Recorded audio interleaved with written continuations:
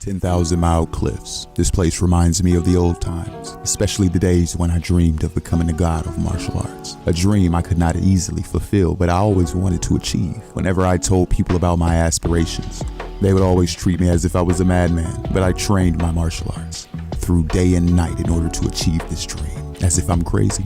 While I wasn't able to become the god of martial arts, I thought my training was sufficient, but I see now that it was still not enough. Crazy Demon, another man calls out to the MC. The Crazy Demon turns his head to see who is speaking, and it is here we learn that the man who is speaking is Left Hand of the Illuminating Light, affiliated with the Demon Cult, and he says, "Stop wasting time and hand over the heavenly pearl you stole from the cult." The Crazy Demon responds, "Left Hand of the Illuminating Light, can't you see that I'm talking right now? What will these stories change? Your end is already set. You've run well till now, but you can't get any further than this." The Crazy Demon says nothing. He raises up his hand casually and he asks Left Hand, "You said this was the heavenly pearl, right? Should I just throw this away?" Left Hand quickly says, "I apologize. Please, continue with your story." As the Crazy Demon continues to overlook the cliffs, he continues, "I am adept in mind games, trickery, strategy, baiting, and lies. And I am unable to fall into any honey traps. I am also an insanely good drinker and extremely good at light body technique." Left Hand interrupts the Crazy Demon. "Is that what you think?"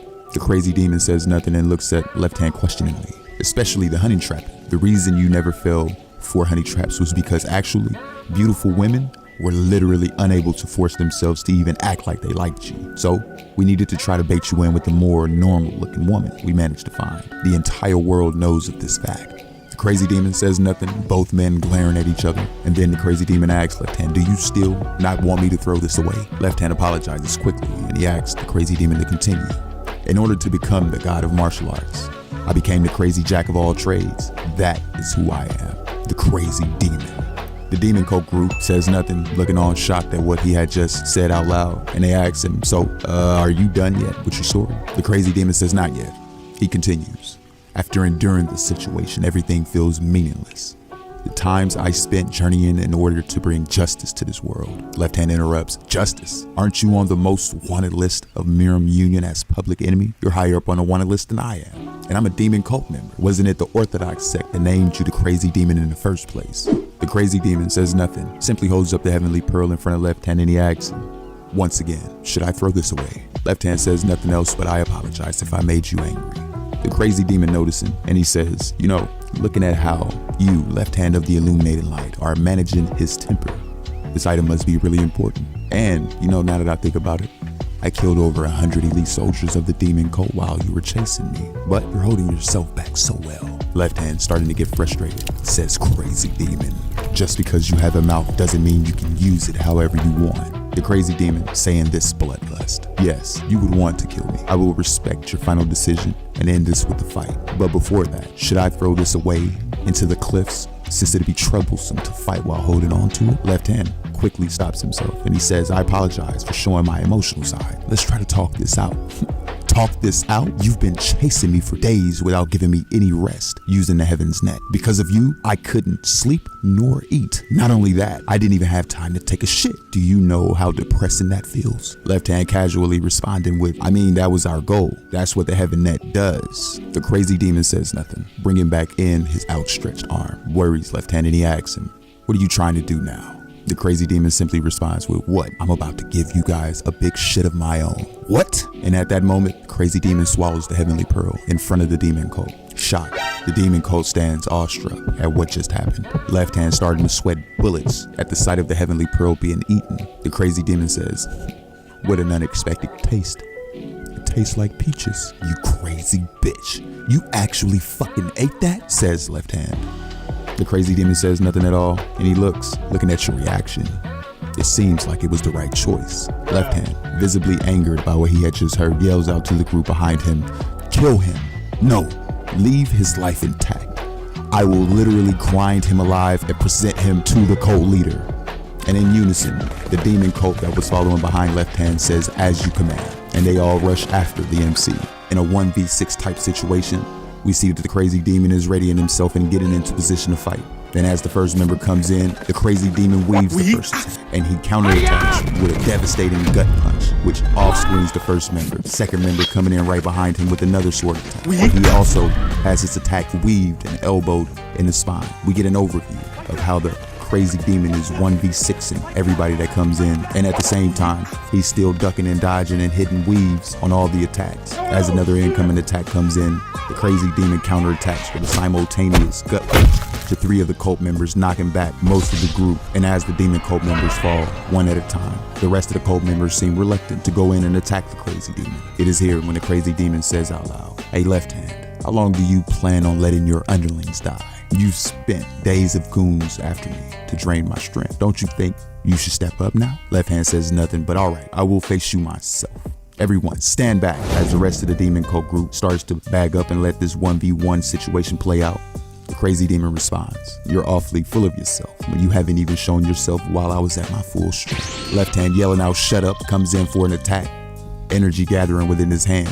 We also see that the crazy demon, assuming a fighting stance, also has energy emanating from his hands, yelling out to Left Hand, "Do what you can do." Left Hand coming in fiercely, yelling out, "You bastard."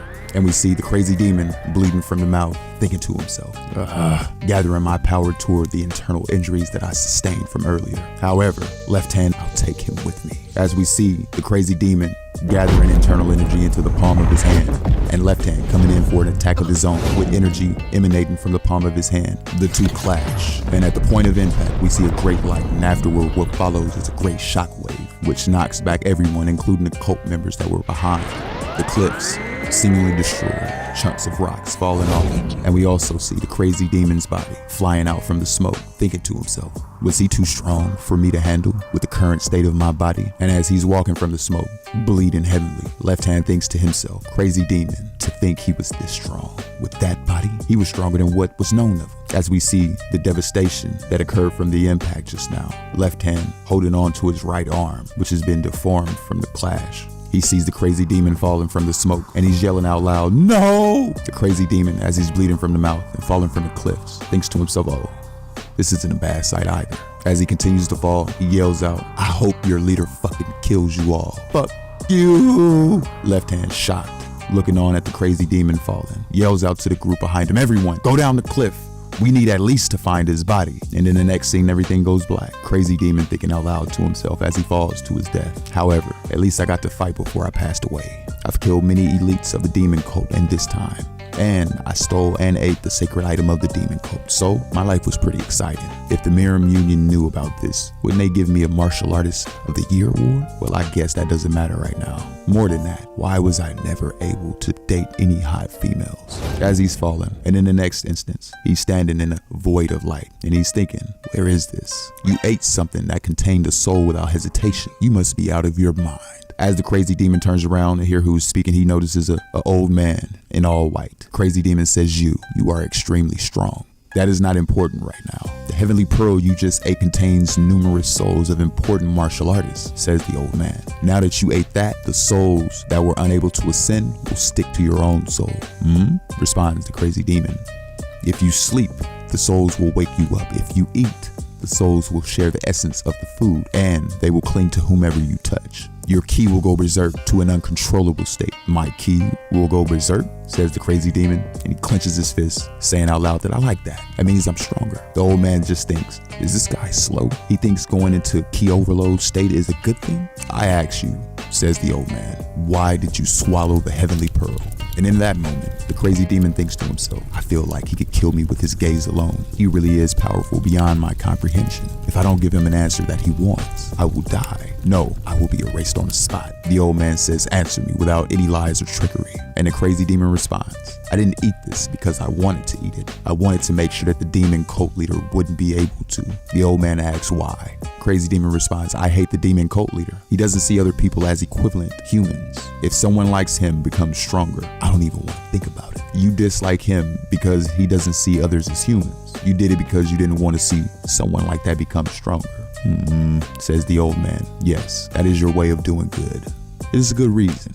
Crazy Demon says nothing, simply exhales at the fact that he had just escaped death or erasure. The old man continues. The lifeline that I will let down to you is the last one. I won't be able to help you since I will be receiving my punishment. What do you mean? Asks the Crazy Demon. This is the best choice that I can give you, says the old man, and the best present that you will receive. And as he clasps his hands together, energy emanating around the heavenly pearl that is in his center. The Crazy Demon simply asks, what? Crazy Demon stands within a void of light getting brighter until he wakes up and he says out loud, this is. Looking around the room, he notices this is the inn that he lived in as a kid. And it is here we learn that the Crazy Demon, I'm gonna just continue to call him the Crazy Demon because it sounds better. As the Crazy Demon is sitting on his bed, looking around the room, he says out loud, it really is my room. It doesn't seem like a dream. What happened? Thinking to himself, I was around 20 when I lived here. Wait, I can start training my martial arts several years earlier than before. And since I've done it before, I can get stronger way faster than last time. Clenching his fist, thinking at the prospect of getting way stronger, way faster. I can become way stronger than that time. Ouch, there's a cut. What is this? Did I get beat up? When was this? Getting up from the bed and going into the next room, he sees the devastation, broken glass, wine all over the floor, tables turned over, and he said, the end is all wrecked. If this happened, then, oh yeah, so it's back then. Going into a flashback, the MC remembers time and place this incident happened. Hey, errand boy, I heard you're eager to save some money. What are you even saving up for? Says one of the customers sitting at the table. And a young Jaha thinks to himself, I can't respond that I'm desperate because my parents are dead. What should I say? It was a passing comment, so I'll respond with a joke. Actually, I'm dreaming of listening to a song by Yang at the Plum Blossom Brothel. It's the humble dream of an errand boy. And in the next scene, we see some citizens gossiping, and we hear one say, did you hear? The errand boy of the Jaha Inn, he wants to sleep with Yang, so he's desperately earning money. Wow, that crazy guy. I was wondering why he was always wanting money. What a loser. Coming back to the present, we see that the Crazy Demon is thinking to himself, I made a joke about Yang, who was getting popular at the time in Ilying Prefecture, and a twisted rumor spread. Looking at the state of the inn, I've come back to that time. Everything has been smashed. Thinking about it makes me pissed. They beat my ass and ruined the inn because of that? I need to inspect the state of my body, then decide what I'm gonna do. Sitting down in a meditative state, the Crazy Demon thinks to himself, let's start relearning the art of the journey through the still lands I used in my time as the Crazy Demon. And closing his eyes, we see energy gathering at his center, and he thinks out loud, ki? Why is there ki in my body? I didn't have any ki back then. And there's a lot of it too. I don't know the reason, but this is fortunate. Let's go ahead and progress with the art of journey through the still lands. And with his eyes closed, sitting down meditating, the sun sets. And the Crazy Demon opens his eyes and he says out loud, I can't believe it. Even if I'm familiar with it, I've reached the first stage of the journey through still lands this fast. This is the best choice that I can give you and the best present you will receive. He is reminded of what the old man said. Was this what the old man meant? And this energy that I feel in my body, it might have something to do with the heavenly pearl I swallowed. But more than half of the energy in me isn't budging. That's a shame. Well, no need to hurry. I already have a significant amount. I can get stronger much faster than I expected. Must have been a long time since I used the heart technique. Let's take a look around the Ilying Prefecture. And in the next scene, the Crazy Demon standing outside the village begins to walk through, looking around the place. He just thinks to himself, my memory is slowly refreshing itself. We see another man, toothpick in his mouth, cleaning his teeth, sees the Crazy Demon walking through the village. And he says to the man sitting next to him, isn't that the errand boy of the Jaha Inn? The other man says, he's alive? I heard he got beat up a few days ago, but I guess he's strong enough to walk around now, says some of the town folk. What a loser, says another man. The Crazy Demon, hearing the talk, says to himself, yeah, that's what I was like before. Everyone mistreated me because I was an errand boy at an inn.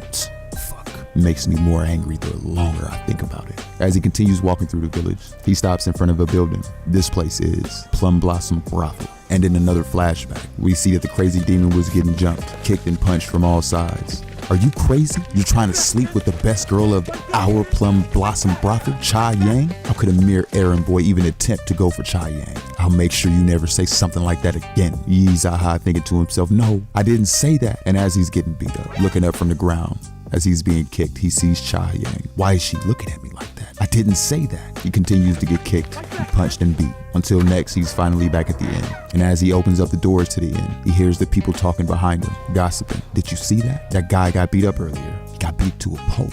Yi Zaha thinking to himself, why? What did I do wrong? And back to the present moment, the crazy demon just thinks, yeah, even the crazy demon had times like these. And I've returned to the perfect time. Good. I'll clear up the confusion right now. As he looks at the building, someone says, hey, errand boy, what are you glaring at? The crazy demon turning around to see who is speaking. The man continues, what? Are you going to set the Plum Blossom brothel on fire or something? What a loser. Because someone like you even light a fire, you get scared and cry, huh? The crazy demon says nothing. I saw you get beat up a few days ago, but I guess you're fine now. It's surprising you didn't die. But if you got beat up like that, you should stay in the end. Why are you out walking around right now, huh? Why won't you answer me? Did you go deaf because somebody beat you up so much? The crazy demon simply asks the man, what was your name again? The man says, what? You fucker. And as he goes in for a punch, the crazy demon casually tilts his head to the side, weaving the punch, and counter punches with an uppercut right to the chin. The man falls over knocked out without moving, sleep. The crazy demon turning his head and walking away, says out loud, why is he freaking out when I just asked him what his name was? But what was his name?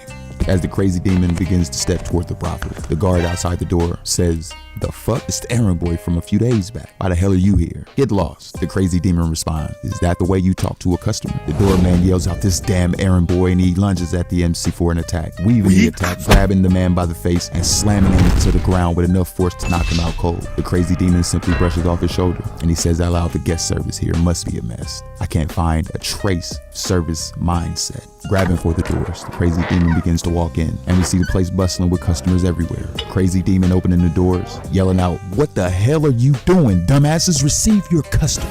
Everyone stops what they're doing to see who's at the door. Everyone's shocked at someone opening the door, yelling in, more so shocked that it was the errand boy, Yi Zaha. As the crazy demon makes his way inside the brothel, and everyone is shook from him opening the door and making his grand entrance. We hear people asking in the background, hey, isn't that the errand boy from the Zaha Inn? It is. Did he go mad from getting beat up a couple of days ago? Another pair of doormen greets the crazy demon at the door and they ask him, have you gone insane? What do you think this is, huh? The crazy demon asks, isn't it obvious? It's a place where you can drink. You thought I came here without knowing that? What? Says the doorman, and as he raises his hand to strike the crazy demon, he says, you must have really gone insane. Let him in, says a voice from the crowd. And as the doormen turn around to see who it is, the crazy demon simply thinks to himself, yes, I remember that guy. Cha Sung-tae, the Plum Blossom brothel manager.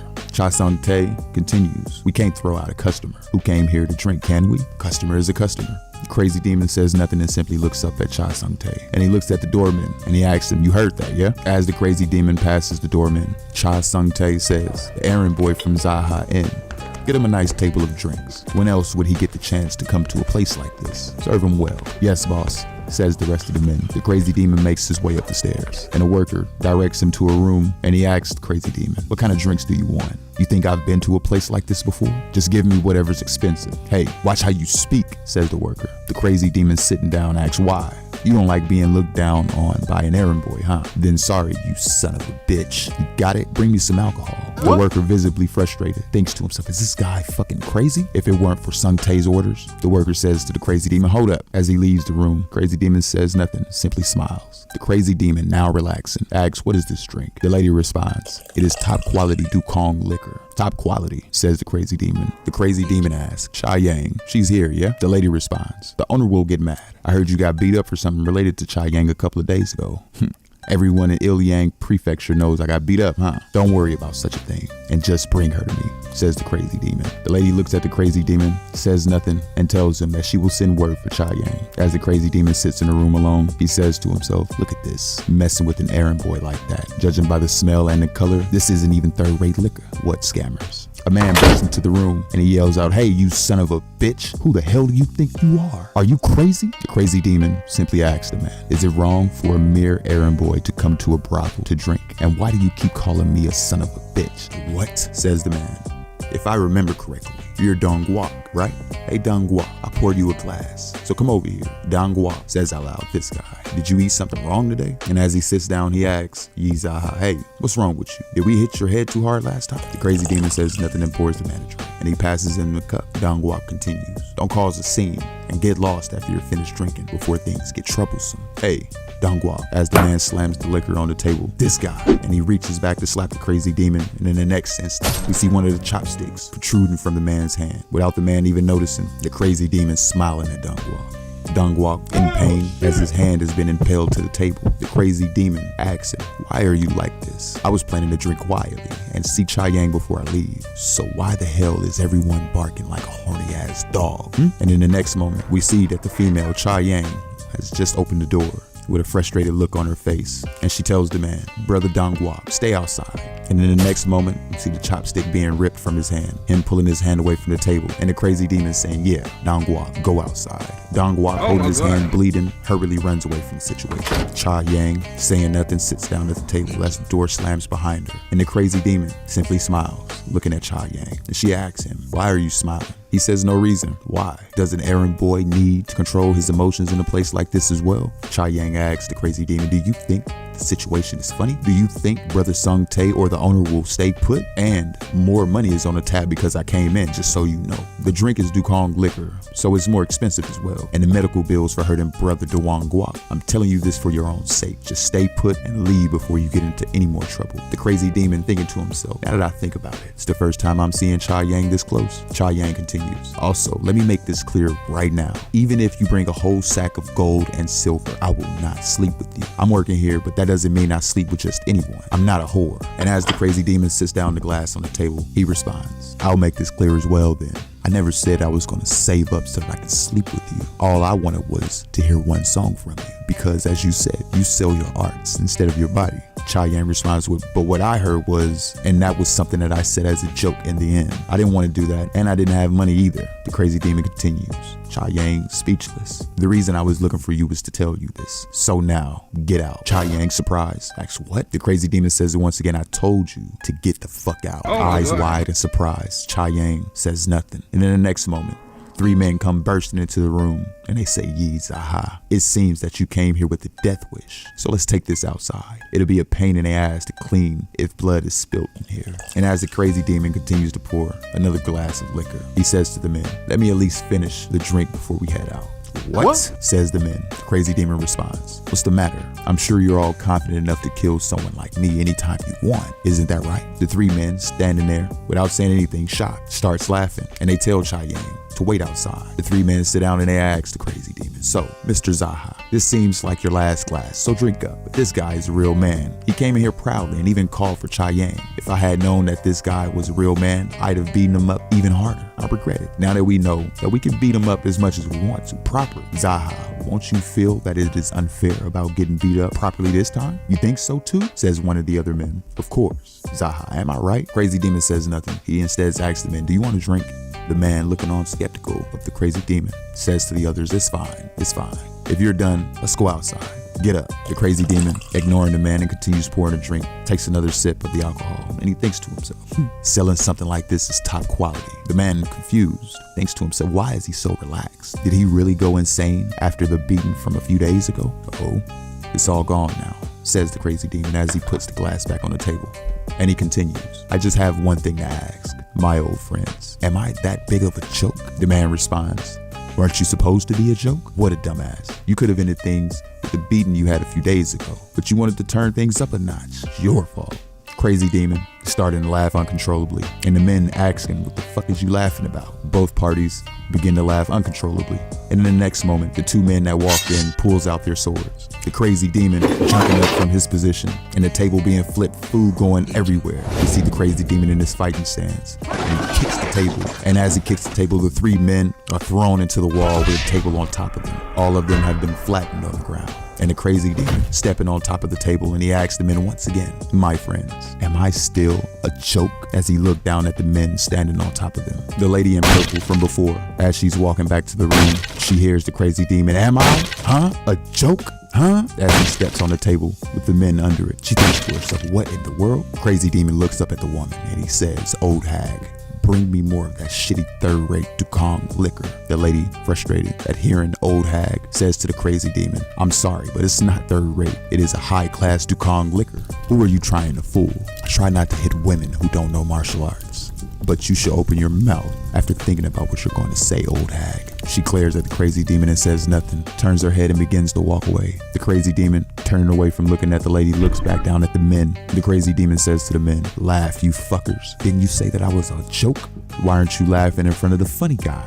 And in the next scene, we see Cha Sung-tae walking down the hall, men behind him, everyone holding on to swords. And as he walks into the room, he looks at the crazy demon, and the crazy demon simply responds with, "Oh, you're here." They both look at each other without saying anything. Cha Sung-tae looking at the mess that was just made. The three men on the ground, unconscious from getting beat up. And Cha Sung-tae finally asks the crazy demon, "Jaha, are you crazy? You're going to die at this rate." The crazy demon simply asks, "I'll die?" Cha Sung-tae responds with yes. The crazy demon stands up, looking at Cha Sung-tae without saying anything, low-key laughing. Cha Sung-tae thinks to himself, is he laughing? And in that next moment, Cha Sung-tae comes in for an attack. The crazy demon weaves the punch thrown. And as he's weaving, picking up the bottle off the ground at the same time comes in and crack right across the head. We see glass shards flying everywhere. The men behind Cha Sung-tae cover their faces, see blood on the ground next to glass shards.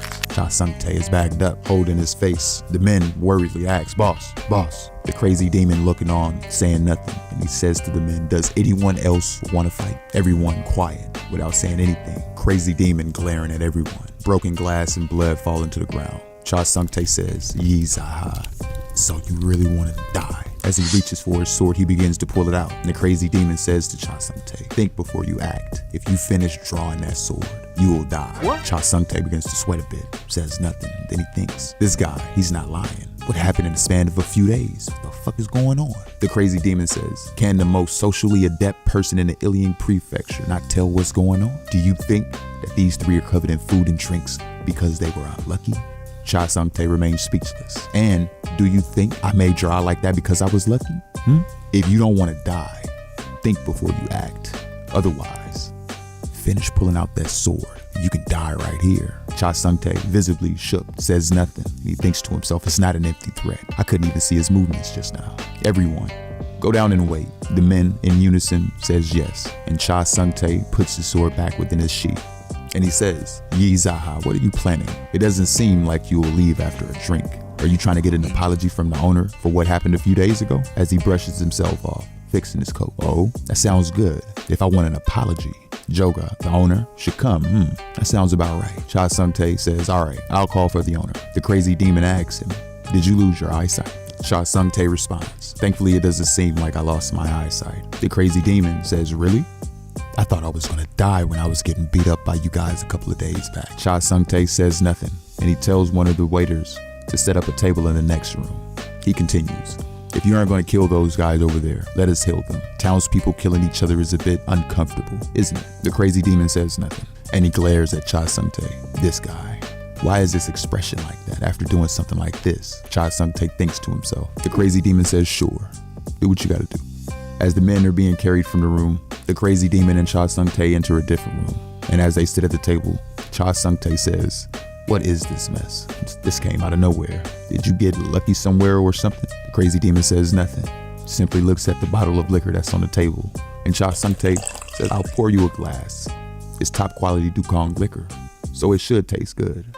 The crazy demon says, isn't this different from the Dukong liquor from earlier? What? Says Cha Sung-tae.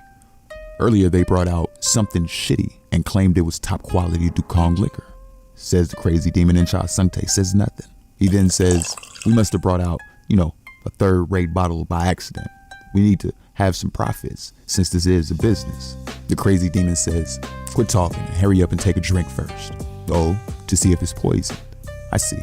I'll take the first drink. And as he takes the first drink, the crazy demon looks on without saying anything. And Cha Sung-tae asks the crazy demon, were you always this good at fighting? I've never heard of your skill. The crazy demon simply replies, I just held myself back because my father told me not to fight. As he takes the drink, Cha Sung-tae thinks bullshit. Anyways, I'll apologize for what happened earlier, says Cha Sung-tae. Since my underling shamed you, I understand why you would do this. The crazy demon sits his cup down on the table and he says to Cha Sung-tae, thanks for your understanding, you son of a bitch. I'm starting to get annoyed. The way you apologized irritated me. As he looks on with killing intent, Cha Sung-tae says nothing. Do I need to break a few bones to change that? Seeing the frustration of the crazy demon, Cha Sung-tae prostrates himself in front of him and he says, I truly apologize. I'm kneeling for the first time in my life. I'm really sorry. And in that instance, Cha Yang walks into the room seeing her brother kneeling in front of the crazy demon. Cha Sung-tae looks up and notices her. As she's thinking to herself, what is this? The scary brother, Sung Tae, is kneeling and bowing his head down to an errand boy, and the wound on his face. Did Sung Tae lose to this errand boy as well? The crazy demon says, oh, you're here. Cha Yang, get a grip, will you? As she comes over and she stands beside Cha Sung Tae, he says, are you crazy? Who said it was for me? Get over there. She, with a little bit of fear in her voice, says yes. She walks over to the crazy demon with her head down, a bottle of liquor in her hand. She begins to pour the crazy demon a drink, and the crazy demon says, Cha Yang, shaken. She responds with yes. Did you know that even an errand boy has pure love? However, that love was never pointed at you, so leave. You're ruining the fucking mood. Heartbroken at what was just said to her, she says nothing. And Cha Sung Tae says, what are you waiting for? Get out. And as she looks down without saying anything, frustrated at what was just said, tears in her eyes, she clenches her fist, turns around and walks out of the room. Cha Sung Tae simply says she's crying from just hearing that. The crazy demon says, Cha Sung Tae, stop talking so impolitely, especially because of your eyes. It makes me uncomfortable. He responds with, yes, I understand. The crazy demon says, you. Staring down Cha Sung Tae, who says nothing. And as he continues to stare him down, Cha Sung Tae, quickly getting the idea, bows his head once again. The crazy demon responds, you are very good at talking politely. Cha Sung Tae simply says thank you. When is the owner getting here?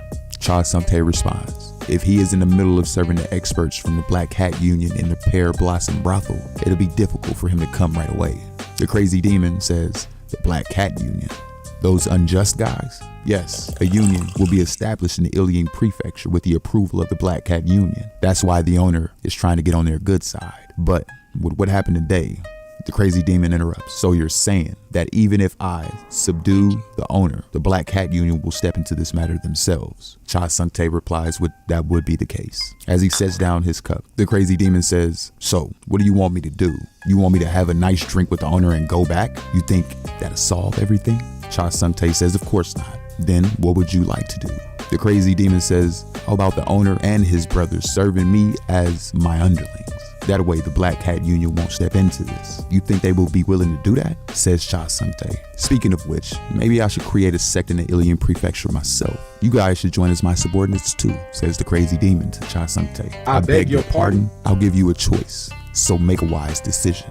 If you think the Black Cat Union will win, you can fight against them together with the owner. If you don't think so, just join me. Cha Sung Tae thinks to himself, just what made him change this much? What kind of errand boy speaks about creating a sect like it's a simple matter? As the crazy demon sits down his cup and he raises up, Cha Sung Tae asks him, are you heading out? Why don't you wait a little longer? The crazy demon turns around and he asks him, why? You think I'm running away? Cha Sung Tae says yes. The crazy demon says you're asking to be beaten the fuck up, aren't you? Cha Sung Tae at first saying nothing, then says, please, have a safe trip back. I will let you run a tab for your drink today. The crazy demon simply responds with, do as you please. As he walks out of the room, he sees the men standing outside of the room and he says to them, make way, you fucking lowlives. Walking through the middle of the room with all of the confidence and making his way downstairs. And as he makes his way down the stairs, we hear someone yelling out, where is he? Where is that errand boy? He dares to lay his hands on me? And the man who was slammed by the face earlier, running into the restaurant looking for the crazy demon, says, if I catch him out. The crazy demon says, hey, doorkeep, you're awake? The doorkeeper, turning around, lunges for an attack at the crazy demon, screaming out, you fucking bastard. Gets backhanded in the chin and we see a tooth coming out. And the next thing we see is the doorkeeper's body flailing all the way to the side of the room, crashing into some tables, landing unconscious. No one in the brothel says anything. The crazy demon then says, you guys should really have explained to him what's going on. He had to be beaten up once again. What did I expect from you inconsiderate bastards? As he walks out of the brothel, no one in the brothel saying anything. He raises his hands and he tells them, the errand boy had fun here tonight. All of the men visibly upset and angered at the errand boy as he walks away. Crazy demon, now back walking through the town, notices a sign that says Dragon Head Smithy, and he thinks to himself, this place is. I'd need a weapon if I wanted to fight against the Black Hat Union. Next we see blacksmiths hard at work, and at the door we see that the Dragon Head Smithy vice master is Kwak Young-gae, and he says, the errand boy from the Jaha Inn, are you here for the credit repayment? The crazy demon says, I'm here to buy items. Oh, you're here to buy a sickle or a kitchen knife, says the vice master. I'm thinking of fighting against the Cho family, so I'm looking for a couple of weapons. The vice master says, look here, errand boy, I heard the rumor that you were beaten up a few days ago. Don't let the heat of the moment get the better of you and risk your life. The crazy demon simply says, shut up and show me the weapons. I think I like a light sword or a whip or a decently sharp dagger. The vice master responds with, you're going to use all of them? The crazy demon says, it's just my preference, so why not respect that? The Vice Master says to the other blacksmiths, bring out the black dragon sword, the white dragon whip, and the cloud dragon dagger. The men says right away as they go and get the items. The Vice Master says, speaking of which, I used to like the chicken noodle soup your grandparents cooked. So why are you such a terrible cook? Yours tastes horrible. The crazy demon says now is not the time to talk about chicken noodle soup. And the Vice Master responds with, then what else would I talk about? Would I talk about the unification of the Miram world with an errand boy? The crazy demon glares at the Vice Master. And in the next moment, the men come back with the weapons in hand and tells them that we brought them. The Vice Master tells the crazy demon, take your time looking through them. And the crazy demon responds with, I'll buy all of them. I'm in a hurry, you see. All of them? Then give me 90 yanks. 90? I'm giving you a huge discount because you're from this town, says the Vice Master. Then how about this, says the crazy demon. I'll give you 50. So let me borrow it and I'll give it back to you after I'm finished with them. The Vice Master, frustrated, says, you're going to borrow them? That would be no different than daylight robbery. What the fuck you got going on? And in that moment we hear another man saying, what's going on here? We see that it is the dragon head smithy master, Kum Cho Yong. Crazy demon says nothing and the blacksmiths bows at the dragon head making his way. Boss, this guy is planning on having a war against the three brothers of the Cho family, and he wants to borrow these weapons for 50 yangs. The head of the blacksmiths asks the crazy demon, are you the grandson of the Jaha Lee? Mr. Kum, it's been a while. The head blacksmith says, for a long time I liked the chicken noodle soup that your grandparents cooked, and yet yours tastes horrible. The Vice Master assures his boss that he had already told him that. And the head blacksmith says, you're planning on going to war against them? If it's because the Cho brothers are bothering you, I'll make them stop. And if they refuse to listen to me, I'll protect you here. I've got ties with your grandparents after all. The crazy demon confused, and the blacksmith reassuring him that there is no reason to make this a bigger deal than it actually is. The crazy demon thinks to himself, is he always like this? I don't remember him saying things like this in my past life. Or did the future change because I changed? I appreciate your consideration, but I would like to handle it myself, says the crazy demon. And the head blacksmith says, what are you thinking of doing anyway? Crazy demon says, how about gathering the forces from all of the blacksmiths from this area and establishing the Steel Dragon sect? Establish a sect? What are you talking about? Says the blacksmith. If the Cho brothers establish a union in this prefecture, they will rip off even more money off of you. And that's why I'm planning on establishing a federation of sects in the Iliang prefecture and making sure that the Black Cat Union cannot do such a thing. A federation of sects, says the blacksmith. Yes, the brothels will belong to the Rebirth sect, says the crazy demon. The smithies will belong to the Steel Dragon sect, and the architects will belong to the Chuk sect. I will rally the rest of the jobs and create more sects accordingly. The room left speechless after what was just said. The crazy demon continues. You won't be required to pay any dues, and no one sect will be above another. Our purpose would be to make sure that our hard-earned money doesn't get stolen. Although it sounds sloppy, it's pretty well thought out. What would its name be? Says the blacksmith. A place for lowlives, says the crazy demon, a dirty end. By combining those, it will be named the House sect. The blacksmith, arms crossed, thinks to himself, the House sect, huh? It's interesting to see a mere errand boy trying to start up a sect. And are you confident that you can hold your own against the Cho brothers? With a smile, the crazy demon says nothing else but you'll see. The blacksmith says, give him the weapons for free. And the Vice Master, shocked at what he had just said, says, not even lending it to him? The head blacksmith says, we will continue this conversation if you survive. And the crazy demon with a smile on his face says, let's do that. The crazy demon is in the middle of his room, meditating as the wind is rustling. He suddenly starts to hear digging, and as he opens the door and he sees the men outside, we see 3 men digging a hole and 1 man sitting at a table. We learn that this is the second brother of the Cho brothers, Cho Igul. As Cho notices the crazy demon, he says to him, you're here. I was gonna call you out here after we finish digging the hole. And as he slams the dagger into the table, he tells the crazy demon to sit down, you damn errand boy. And the crazy demon, glaring at Cho Igul, walks over to the table and sits. Today is a good day for us Cho brothers. We were able to get the approval of the Black Cat Union to officially establish a union in the Iliang prefecture. And yet, a scumbag errand boy who can't even make noodle soup properly caused a scene in the brothel. What am I supposed to do about this? Says Cho. Yi Zaha, tell me 3 reasons why I should let you stay alive before they finish digging that hole. You're laughing? The crazy demon says, then should I be crying? Cho says out loud, this bastard. As he reaches for the dagger, he then notices that the dagger has disappeared. Questioning where it went, he then looks up to see the dagger in the crazy demon's hand. Shot, sweating bullets. Then his hand slammed down into the ground, stabbed with the same dagger that he had. The crazy demon says to him, Cho Igul, let me ask you something as well. Tell me 1 reason why I should let you stay alive. Cho sweating bullets, thinking to himself, I was wondering what they meant when they said that the errand boy caused trouble at the brothel. The man digging the hole turns around to Cho and says, owner, we're almost done digging the hole. Dig the hole a little deeper. And the man says, as you wish. Looking back at the crazy demon, Cho says, you must have gone through some kind of enlightenment. Congratulations! As he make a move for the MC once again. The MC, with lightning fast reflexes, quickly stabs Cho in the arm. And then right as he stabs him in the arm, he stabs him in the other hand, right back down to the table, crying out in pain. Cho shaking with the dagger yet again in another hand, lodged in the table, and the crazy demon asking him, what did you say that the hole was for? Bitch. Cho looking up at the crazy demon says, it was just to threaten you. The crazy demon responds with bullshit. As the crazy demon takes the dagger from his hand, he says, all right, tell me why I should keep you alive. Cho says nothing. You can't think of one.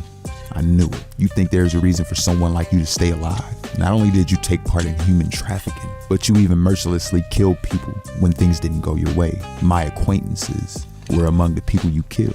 If you kill me, my brothers, as well as the Black Cat Union, will not forgive you for it. So, screams out Cho, and in the next scene, we see his face wide-eyed, and he stops talking, and he looks down. Oh my God. As he looks down, he sees the dagger in his chest. The crazy demon saying to him, I asked you to tell me a reason why I should let you live, not threaten me. And Cho flops down onto the table dead. The crazy demon looking at the body and then turning around and look at the men. He says, those guys are still at it. Hey, stop digging a hole. The men turn around shocked, wondering what's going on. And as they see Cho dead on the table, the crazy demon says, why are you so surprised? He was messing around with a knife and he died off by himself for no reason. The men, sweating bullets, not saying anything, simply looks at the crazy demon and one of them says, just who are you? What are you talking about? I'm an errand boy from the Jaha Inn, of course. I don't think that's the case, says one of the men. Don't doubt me. Take off your mask and let me see if I know any of you. All of the men taking off their masks, sweating bullets, and the crazy demon saying to the men, I've never seen you guys around Ilian Prefecture. Are you from the Black Cat Union? One of the men says, no sir. We just recently came to the Ilian Prefecture and have been working in the Pear Blossom Brothel. Is that so? Then choose.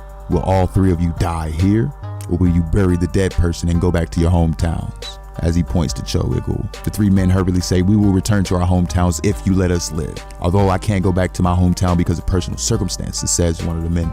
I won't go anywhere near the Pear Blossom Brothel ever again. I will do the same if you let me live, says another man. The crazy demon waving his hand says, then take care of the dead person and scram. One of the men says, do you happen to need any workers in the kitchen? I will have no way to earn a living if I don't work in the Pear Blossom Brothel. The crazy demon says nothing, looking at the man, and he asks him, are you a good cook? The man says, of course. Can you make chicken noodle soup? Says the crazy demon. The man, excited, says, isn't that one of the most basics of the basic? I am confident I can create a delicious chicken noodle soup. As he clenches his fist, excited at the prospect of a new job. The crazy demon says, whatever, just worry about your own life for now, as he turns to walk away. The man bows his head and says, I understand. Then please, rest well. Making his way back into his room, says out loud, what are you doing here? We see Cha Sung-tae standing off in the corner and he says, you really defeated Cho. The crazy demon says, you really thought I died to someone like him? I heard your eyes are fine. Cha Sung-tae saying nothing else, but it was just part of my conspiracy. I reported to have injured my eyes, and I observed the situation after running away to where the doctors are. Had I not done so, I would have also been digging a hole here. As you can see, I am useful and very quick-witted. Do you understand? Says Cha Sung-tae. The crazy demon says, yes, well done. You have my gratitude. I had no choice in order to stay alive, says Cha Sung-tae. Anyhow, what are you planning on doing to the other two Cho brothers? I'll kill them, says the crazy demon. If I let them be, the Ilian Prefecture will suffer even more. I understand. Since Cho Il-sum is the worst villain in the Ilian Prefecture, you will need to take extra caution when killing him, says Cha Sung-tae, and the crazy demon responds, hey, Sung-tae, yes, buy me some snacks. We've got liquor, but we don't have any snacks to go with them. Cha Sung-tae says, all of a sudden, we were just talking about Cho Il-sum. The crazy demon says nothing. And Cha Sung-tae says, aren't there any snacks in the inn? There aren't. Cha Sung-tae responds, well, this is quite the inn. I'll buy them. So please, give me some money. The crazy demon says, I don't have that either. Cha Sung-tae responds, well, it used to be known as an inn with delicious chicken noodle soup. How did this place fall to this extent? The crazy demon says, whatever. Just buy plenty of snacks. You can even buy some you like. If we have leftovers from tonight, we can eat them tomorrow. Cha Sung-tae says, all right. Hey, Sung-tae. He turns around and he says, what's wrong? The crazy demon says, are you going on a stroll? Why are you walking so leisurely? Sung-tae, speechless, says, seriously? Fuck. to think I'd be running errands for an errand boy. I asked if you were going on a stroll, says the crazy demon. And with a hop, skip, and a jump, screaming out fucking hell, Cha Sung-tae quickly runs to go buy the snack. Returning back to the story, we see that Cha Sung-tae is sitting at the table with the crazy demon, enjoying the snacks that he had brought back. The crazy demon looks at Cha Sung-tae and he says, make sure you eat a lot, since you bought it with your precious money. Cha Sung-tae looks up at the crazy demon and he says, I'm enjoying as much as I can. All right, nice, says the crazy demon. Since it's money that you made by exploiting young women and scamming people by selling cheap Dukong liquor, trying to claim that it's top shelf quality, make sure you fucking enjoy all of it. Cha Sung-tae, a bit shaken at what he had just heard, says nothing. The crazy demon continues. What's wrong? Our little plum blossom manager? The food doesn't taste good anymore? Cha Sung-tae, speechless. He slams down the chopsticks on the table, quickly takes a drink, exhales, and then the crazy demon looks at him and he says, what? Are you angry at what I just said? You got a problem? Cha Sung-tae responds, yes, it angers me. It really angers me that all the food that I bought tastes awful. The crazy demon says nothing, looks at Cha Sung-tae. Anyhow, if Cho Il-gul dies and Cho Il-sum follows suit, I'm worried about how the Black Cat Union may respond. If you're that worried about it, then just train yourself to be stronger, you bitch, says the crazy demon. You always say that you're worried without actually doing anything. You keep saying things like, I'm concerned. What should we do? What should we do? What should I do? You need to quit spouting all of these kinds of bullshit like you're gonna do something. Who the fuck are you? There is no way that you're Jaha. You must be some other fucker disguised as him, says Cha Sung-tae with a frustrated expression on his face. The crazy demon, a bit irritated, asks Cha Sung-tae, do you want to die? Maybe that question of yours will be answered after I put you in the goddamn ground. Cha Sung-tae, speechless, he says nothing. He only looks at the crazy demon. And then he says, you know what? Let's go ahead and kill all of those bastards in the Black Cat Union. Crazy demon, speechless, says nothing. And he looks at Cha Sung-tae and he says, all right, fine. Let me finish this and I'll go kill Cho Il-sum. Since I don't have a clue where the youngest brother, Cho Sam-young, might be, I'll take care of Il-sum first. Cha Sung-tae, a bit confused, asks him, what's with your tone? You say that as you're gonna go take a quick trip to the bathroom after a drink. If I'm going to kill him, says the crazy demon, might as well do it soon. The bigger issue is Cho Sam-young, since I don't know where he is. It's about time that Cho Sam-young returns home, says Cha Sung-tae. Is that so? If Cho Sam-young comes back, do you think you can kill him yourself? Asks the crazy demon. I'm Cha Sung-tae. I'm confident that I can take care of someone like him by myself. Oh? However, I injured my eye, and it might be a little bit more difficult for me right now, says Cha Sung-tae. Make up your fucking mind. Tell me if you think you can or cannot take care of him, says the crazy demon, a bit irritated. I'll bide my time and see if I can use stealth to my advantage. You haven't heard? I am Cha Sung-tae, the man of stealth. Enough. If we take care of the Cho brothers, are you sure that you can take over all 3 brothels? Ask the crazy demon. I'm Cha Sung-tae. I know that you're Cha Sung-tae, you idiot, says the crazy demon, a bit irritated at hearing Cha Sung-tae repeat his name. Since there are people making a living in brothels, it wouldn't be possible to completely get rid of them, says Cha Sung-tae. The crazy demon responds, we should make sure that everyone is able to get their money's worth and ensure that people like you aren't able to sell cheap liquor at high prices. We'll take care of the sickly when they need help, and if anyone wishes to go back to their hometowns, we'll let them. Cha Sung-tae quickly says that's going to be difficult. We need to do it even if it is difficult, says the crazy demon. And why is that? Asks Cha Sung-tae. Since it'd be better than our dear Cha Sung-tae dying by my hands if he don't get it done. Cha Sung-tae says nothing, speechless. The crazy demon continues. Carry it out properly. If I leave things here to you and everything goes to hell, I'll personally make sure that you go get to greet the Cho brothers yourself. Fuck this. What, huh? I do one thing and you threaten to kill me? Maybe I'll just retire and retreat to the mountains, says Cha Sung-tae, a bit irritated at what he had just heard. Go ahead, the crazy demon responds. If we succeed, you will be able to run 3 brothels. But since you don't want to, I guess I'll find someone else to do it. Quickly switching gears, Cha Sung-tae exclaims, I am Cha Sung-tae. I think it's too early for me to retire right now, so just forget about what I said. The crazy demon says nothing, takes a drink and stands up from the table. And he starts to take off his shirt. Cha Sung-tae, sweating bullets, asking him and a bit confused. What's going on? Why are you taking off your clothes in the middle of a meal? The crazy demon responds, so I can change into your clothes. What? Says Cha Sung-tae. Yeah. So stop talking and hurry up and get naked. Fuck, says Cha Sung-tae. What a fucking thief. As he looks at the crazy demon says nothing. And Cha Sung-tae reassures him that he was talking about Cho Il-sum. That fucking thief? Take my clothes and kill him.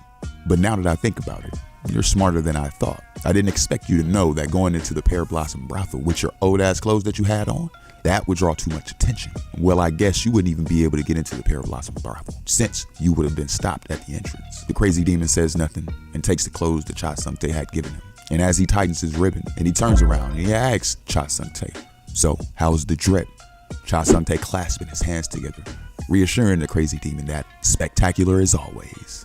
"You seem like an errand boy, but also not at the same time." Crazy demon speechless. Cha Sung-tae continues, "Now that I'm looking at you, you look a little better than I thought.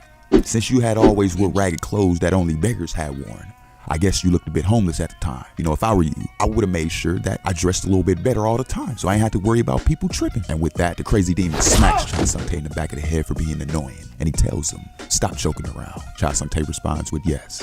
It seems like your old habits are coming out since I'm being friendly to you," says the crazy demon. "I hope you don't make this mistake again." Cha Sung-tae says nothing, and the crazy demon turns around to make his way out of the inn and tells Cha Sung-tae that I'll be back soon.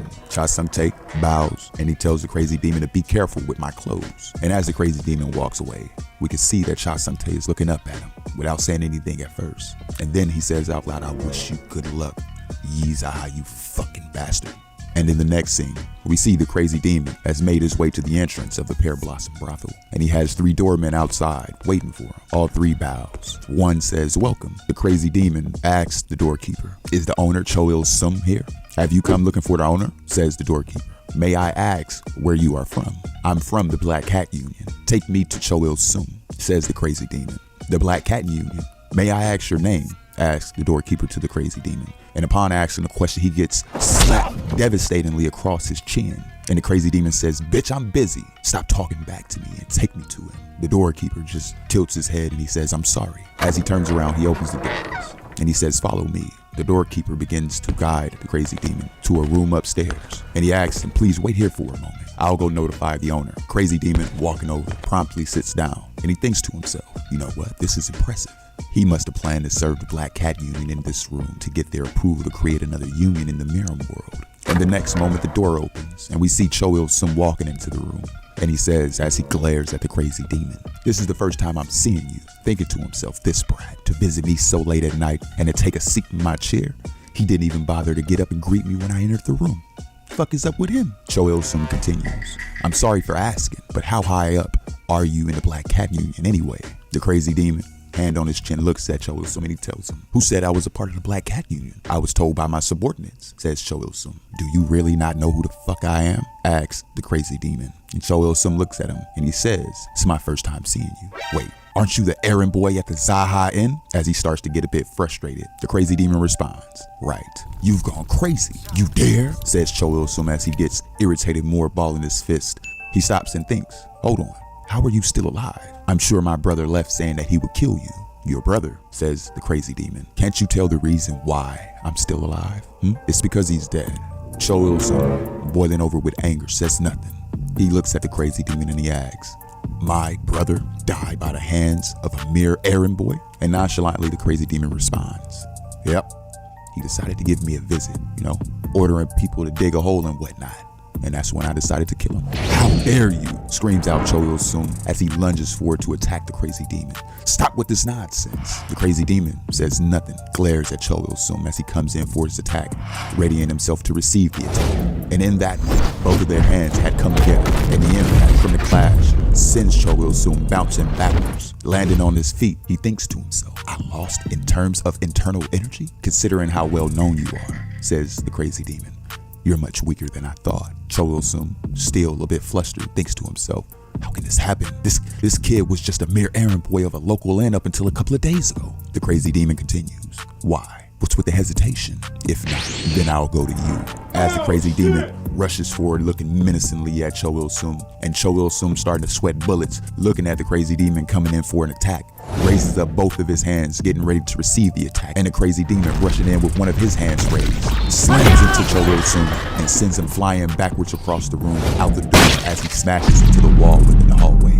The crazy demon looking on at Cho Il-sum and then looks at his hand. We see blood spilling onto the floor. Cho Il-sum coughing up more blood. As he lifts himself up, he asks him, "How are you using techniques like these?" The crazy demon says nothing, and he glares at Cho Il-sung. As he grabs Cho Il-sung by the neck, lifting him up off the ground, he asks him, why? Is it fine for bastards like you to train in techniques, and bad if an errand boy like me trains?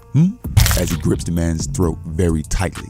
You're sloppy, despite the years of rule within this village, and how you decided to use other people's livelihoods for your own personal gain.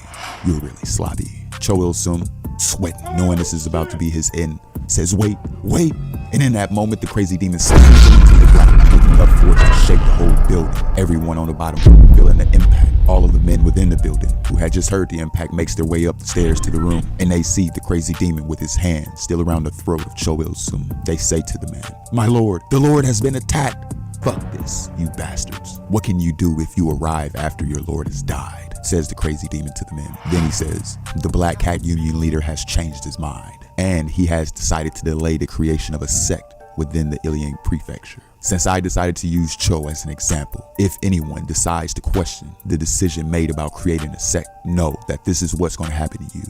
All of the men looking on speechless. The crazy demon tells the men, get out of the way if you want to live. As he walks down the hallway, no one says anything. Then some begins to question, oh, is that the errand boy of the Jaha Inn? What? The errand boy of the Jaha Inn? Are you sure? Said some of the men within the crowd. I'm certain. Although his clothes have changed, I'm certain since I've seen him often. What? Then the crazy demon, turning around from hearing the talk, tells the men, I am the errand boy. The man instantly starts to get hyped up and frustrated even more so. The crazy demon continues, what? Are you angry now that you know that I'm an errand boy or something? The man, quickly switching gears, starts to sweat a bit. If there's anyone who'd like to follow Cho Il-sung to hell, step forward. I'll send you to him right now. Obviously, no one says anything. The crazy demon, looking at the men menacingly, says nothing else. A man from the crowd asks him, why did you kill the Lord? Why did I kill him? Asks the crazy demon. Yeah, why did you kill him? Did that bastard have a good reason for killing people around here? And afterwards, he says nothing, turns away, and he walks back out of the building. And as he makes his way back to the inn, we can see that Cha Sung-tae is waiting for him, and he asks him, I thought that you went to kill Cho Il-sung. Why are you back so early? As the crazy demon passes Cha Sung-tae in the doorway, he says he's passed on. I guess you can pass on even if you commit crimes. Lies, says Cha Sung-tae in disbelief. The crazy demon, turning to look at him, tells him, if you don't believe it, check for yourself. Cha Sung-tae, speechless, thinking to himself, it's only been moments since he left, and he looks like he's in perfect shape after killing Cho Il-sung. How did this fucker get this strong in such a short period of time? As he makes his way to the back room, the crazy demon says to Cha Sung-tae to be sure that you clean up before you go. And you know what? Clean the inn while you're at it. Cha Sung-tae, standing in the doorway, speechless, irritated, says this bastard dares to order Cha Sung-tae to clean?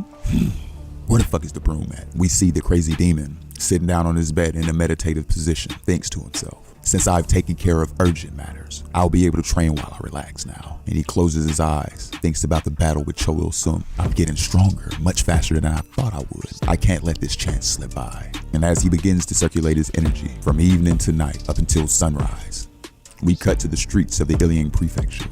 And we see people gossiping. Is it true that Cho Il-sung has died? There are stories that the errand boy at the Jaha Inn killed him. There's no way. Where is the errand boy? I haven't seen him for a while. Do you think he died too? Cha Sung-tae, hearing the gossip, walking through the streets, only smiles to himself. He makes his way back to the inn. The crazy demon exhaling, thinks to himself, I finally conquered the land of wood. I'm approaching the land of darkness. Even if I had achieved this in my past life, the speed and the depth of my understanding was too fast and shallow. This isn't a guess, but I'm certain I can get stronger than I was when I was in my past life. Oh, my room is a mess. It must be because of all of those impurities that flowed out of my body while I was moving around from the land of wood to the land of darkness. This smell is too awful. But even this awful smell is a sign of my accomplishment. This just means that my body is much more pure than before. What is this smell? We hear Cha Sung-tae outside the door yelling out, it smells like something's rotten. What happened here? You're here. As the crazy demon comes from the back room, he notices that the smell is emanating off the crazy demon. Shocked and sweating bullets, he says, the smell, did you shit yourself? A bit irritated, the crazy demon responds, what? Ugh, fuck, you should have gone outside to shit. What did you do in your room? This smell is awful. I don't think it was just once either. This fucker, says the crazy demon. The crazy demon, even more agitated at seeing him overreact. Returning to the Plum Blossom brothel, we see the crazy demon taking a bath, and he says this is nice. Then he stops for a moment, and he thinks about Cha Sung-tae and how he was disrespectful. Go take a bath. Don't come near me. As he raises the blade at the crazy demon. The crazy demon, agitated and smelling a bit, says to Cha Sung-tae, what the? Why don't you put the knife down? Frustrated thinking about the situation, he says, I swear. And as the door opens and the crazy demon turns his head to see who it is, we see Cha Yang as she bows her head, and the crazy demon asks her, why are you here? She responds, I'm here to help you take a bath. Huh? What are you talking about? I came here because Brother Sung-tae told me to do so, says Cha Yang. If you don't want me to do anything, I'll at least wipe you dry after you're done, says Cha Yang as she looks down, a bit speechless. The crazy demon says it's fine. There's no need for you to come anymore. I'll tell Cha Sung-tae about this too, but you don't have to do this anymore. I've already told you, you're not a prostitute that sells your body, but a host that greets people. So I expect you to act like a host. And Cha Yang says nothing as she looks at the crazy demon. The crazy demon turns away from looking at her, and he thinks to himself, that bastard Cha Sung-tae keeps telling her to do stuff that I don't even ask for. Cha Yang, still standing there looking at the crazy demon, bows her head and says thank you. And about what happened before, I'd like to apologize. The crazy demon says it's fine. It's all in the past. As Cha Sung-tae hears that, she looks up and she asks the crazy demon, I heard that you're strong. Then why did you decide to get hit back then? The crazy demon, at first saying nothing, turns to Cha Yang and he says, I needed to get beat to have a reason to seek revenge. What? Says Cha Yang. When it comes to a gentleman's revenge, 10 years isn't too late. But when it comes to the revenge of an errand boy, the timer starts the moment you get your ass whooped. Cha Yang, surprised, asks the crazy demon, there's a saying that goes like that? The crazy demon smiles and he says, no, I just made it up. Cha Yang saying nothing. The room is silent. As the crazy demon is relaxing, he thinks, how dare they try to use their beauty? Things like a woman's beauty doesn't work against me anyway. As he's thinking back to left hand of the illuminating light and what he had said, crazy demon, the reason why using women against you didn't work is because you don't prefer normal women that most people would consider beautiful. That's why they had to use other people and it failed. This is a fact that everyone knows. Agitated, he asks himself, why the hell am I thinking about him? Cha Sung-tae bursting into the room yelling out, this is urgent. There's a fire. And the crazy demon, agitated that his peace was just interrupted, says, hey, Cha Sung-tae, why are you so scared over a tiny fire? And Cha Sung-tae responds, the fire started from your quarters. The crazy demon, surprised at what he had just heard, looks at Cha Sung-tae a bit speechless. And in the next scene, we see that the inn has been set ablaze, and there's people with torches standing outside. People are gossiping to each other. Listen carefully. From now on, I will personally kill whoever helps hides the Jaha errand boy. Do you understand? Samp-young, your brother's grave is behind the inn. Did you think it's a good idea to start a fire even without retrieving the body? Says the crazy demon from the crowd. And Cho Samp-young turns around, surprised, asking, who is it? Stepping forward, the crazy demon reveals that it's me, fucker. And Cho Samp-young looks at the crazy demon, confused, and he asks him, who the fuck are you? The crazy demon, boiling over frustrated, says, you dare to burn down my quarters and then say that shit? The fuck is wrong with you? And Cho Samp-young, realizing that it was the errand boy, a bit worried, says, Yi Jaha? What? It's this fucker? What the fuck happened to this errand boy bastard? The man standing behind Cho Samp-young says, it's him? Yes, Sumbe, says Cho Samp-young. So you're telling me that you brought me here to kill a mere errand boy? Didn't you say that your brothers were going to set up a sect within the Alien Prefecture? However, you've been struggling because of a single errand boy, and you're still thinking of setting up a sect? The man continues, if I have to swing my sword because of a mere errand boy, the entire Miram world will laugh at me. Kill him yourself. Cho Samp-young, a bit frustrated, says, what? If your skills are that awful and you can't even take care of a single errand boy, I believe that joining your brothers is going to be the best thing going forward for you. But, says Cho Samp-young, a bit taken aback, yeah, Cho Samp-young, he's right. You should have a bit of some common sense, says the crazy demon. Stop making people do your work for you and just fight me yourself. We'll make it so that the loser dies in the fire, says the crazy demon, and Cho Samp-young saying nothing. The man, smiling a bit, says it seems like the errand boy has a large ego. Alright, I, Nuung Ji-seok of the Dark Hurricane Castle, will be the witness of this battle to the death. And as both the crazy demon and Cho Samp-young stand in front of the fire getting ready to have a duel, Cho Samp-young is thinking to himself, fuck, how did my brothers lose to this fucking errand boy? The crazy demon, thinking to himself, this bastard is smart, looking at the man in the black robe. Although it seems like he's giving Cho Samp-young a chance to fight, he's actually trying to gauge my skill. And then the next moment, we see the two men getting ready to face off. The crazy demon looking at the man and then turns to look at Cho Samp-young. Seeing the crazy demon looking like a menace, Cho Samp-young is a bit hesitant and he asks the crazy demon, what are you doing? The crazy demon responds, what? Draw your sword, says Cho Samp-young. I don't need to use a sword to deal with people like you. As he death stares at Cho Samp-young, and Cho Samp-young looking on at the demon. You dare? Says Cho Samp-young as he goes in for an attack. Slashing at the crazy demon weaves the attack. And as he weaves the attack, right in the spleen, the crazy demon delivers a devastating gut punch, which sends Cho Samp-young to the ground. The crazy demon says, stop overreacting. I wasn't even using my full strength. Cho Samp-young, sweating bullets, gets up quickly and looks at the crazy demon and goes in for another attack. And as the sword comes in, it stops within inches of his neck. And the crazy demon looks at Cho Samp-young and he says, you know, you're sloppy as well. The crazy demon gripping Cho Samp-young's hand tightly. Cho Samp-young, not able to move, looks at the crazy demon in surprise. And the crazy demon continues. The brothers that went ahead of you were sloppy too. Cho Samp-young, sweating bullets at hearing this. I think it's best if all of you can't come back to the village. As the crazy demon looks at Cho Samp-young, he snatches the sword from his hand and delivers a devastating sword slash across his chest. You see blood everywhere. We see Cho Samp-young falling to his knees, and the crazy demon looking on over him. He says nothing. We hear the people that came to watch the building burn talking in the background. He took care of Cho Samp-young easily like that? Is that really the Jaha Inn errand boy? What's going on? The crazy demon looking at the building burning says, you bastards, what wrongs did the Inn commit?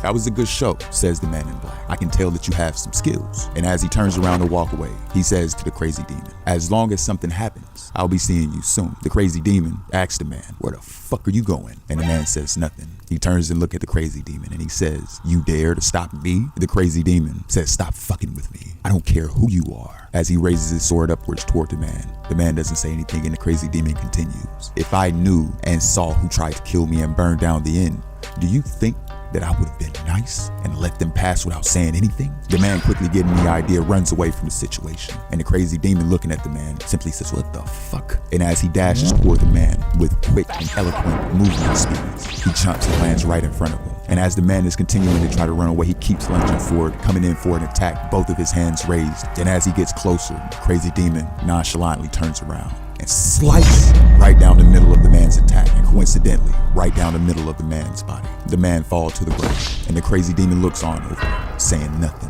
As the fire continues to burn, and the building is now burned to the ground, we see that the crazy demon, sword in hand, people onlooking him, two dead bodies on the ground. The people of the Iliang prefecture are a bit shocked and surprised, horrified all at the same time. And we see Cha Sung-tae standing within the crowd. He thinks to himself, whoa. And with this, even Cho Samp-young is gone. And on top of that, that guy, what the fuck is that? As he looks at the other man dead on the ground, the crazy demon addresses the people. And he says, hey, all of you bitches, who told you to burn down someone else's home? Do you want me to burn you too?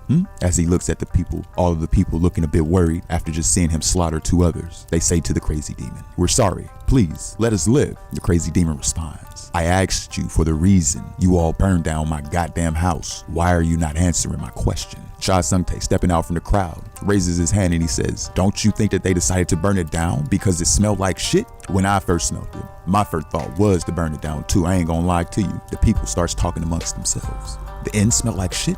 What? Why? I don't know. Maybe someone took a shit inside the inn or something. And the crazy demon hearing the talk, getting frustrated as all hell, thinks to himself, do I kill this fucker right now or nah? I'm really thinking about it, I ain't gonna lie. Cha Sung-tae, take all of these fuckers here and rebuild the Jaha Inn. And Cha Sung-tae looks at the crazy demon and he says, me? Why? The crazy demon, looking like he's about to get ready to snap, says, why? I guess I've been too nice to you these few days past. I guess you are certain that I won't put my hands on you in front of these people. Cha Sung-tae, quickly getting the idea, speechless at what he had just heard. And with new determination in his face, he tells the crazy demon, if we're gonna do it, we might as well make it better than it was before. Since we have enough space now, we'll make it an impressive 2-story building. We'll build a wall around the outskirts so that there is enough space. Build a gymnasium and include some space for training, says the crazy demon. Are you saying to build a martial arts training space rather than an inn? Asked Cha Sung-tae. Build a martial arts training space that is also an inn, responds the crazy demon. And Cha Sung-tae says, I understand. Then I'll be sure to keep that in mind. We'll be sure to name it the Jaha Training Inn. While you're working on construction, look out for anyone that has talent as well, says the crazy demon. Are you trying to start that organization you were talking about? Yeah. Do you think the Black Cat Union will stay still? Asks Cha Sung-tae. If those fuckers don't stay still, I'll take care of them myself. They're just an organization. As usual, they're going to continue to do their work. What are you planning on naming our organization? Asks Cha Sung-tae. Hao Mun, says the crazy demon. Hao Mun was the first organization that I started. This is how it gets created here. He thinks to himself. Hao Mun. So, should I call you the Mun owner now? Asks Cha Sung-tae. And the crazy demon tells him to do as you please. Cha Sung-tae says nothing. Jaha. Over the last couple of days, I can tell that you're not the Yi Jaha that I used to know. So let me ask you one question, says Cha Sung-tae. And the crazy demon asks him, what is it? And as Cha Sung-tae looks at the crazy demon, he asks him, why did you let me live? The more that I think about it, the more I don't understand why. And the crazy demon tells him, I let you live just so that I can mess with you. Cha Sung-tae, dead ass surprised at what he had just heard, says, is that so? I guess it's better than dying. And the crazy demon, agreeing with Cha Sung-tae, says, of course. As we make our way back to the Pear Blossom brothel, we see that the crazy demon is once again circulating his energy. And he thinks to himself, I need to build up my inner body techniques. I know how important it is to build them up to save others, since I experienced it in my past life. And as he continues through the night, we see Cha Sung-tae doing paperwork and the sunrise. Cha Sung-tae dictating people on what to do, building the new inn. The crazy demon opening his eyes, finished with his meditation, asks Cha Sung-tae, so who has come? Cha Sung-tae responds, they're the men from the Black Cat Union.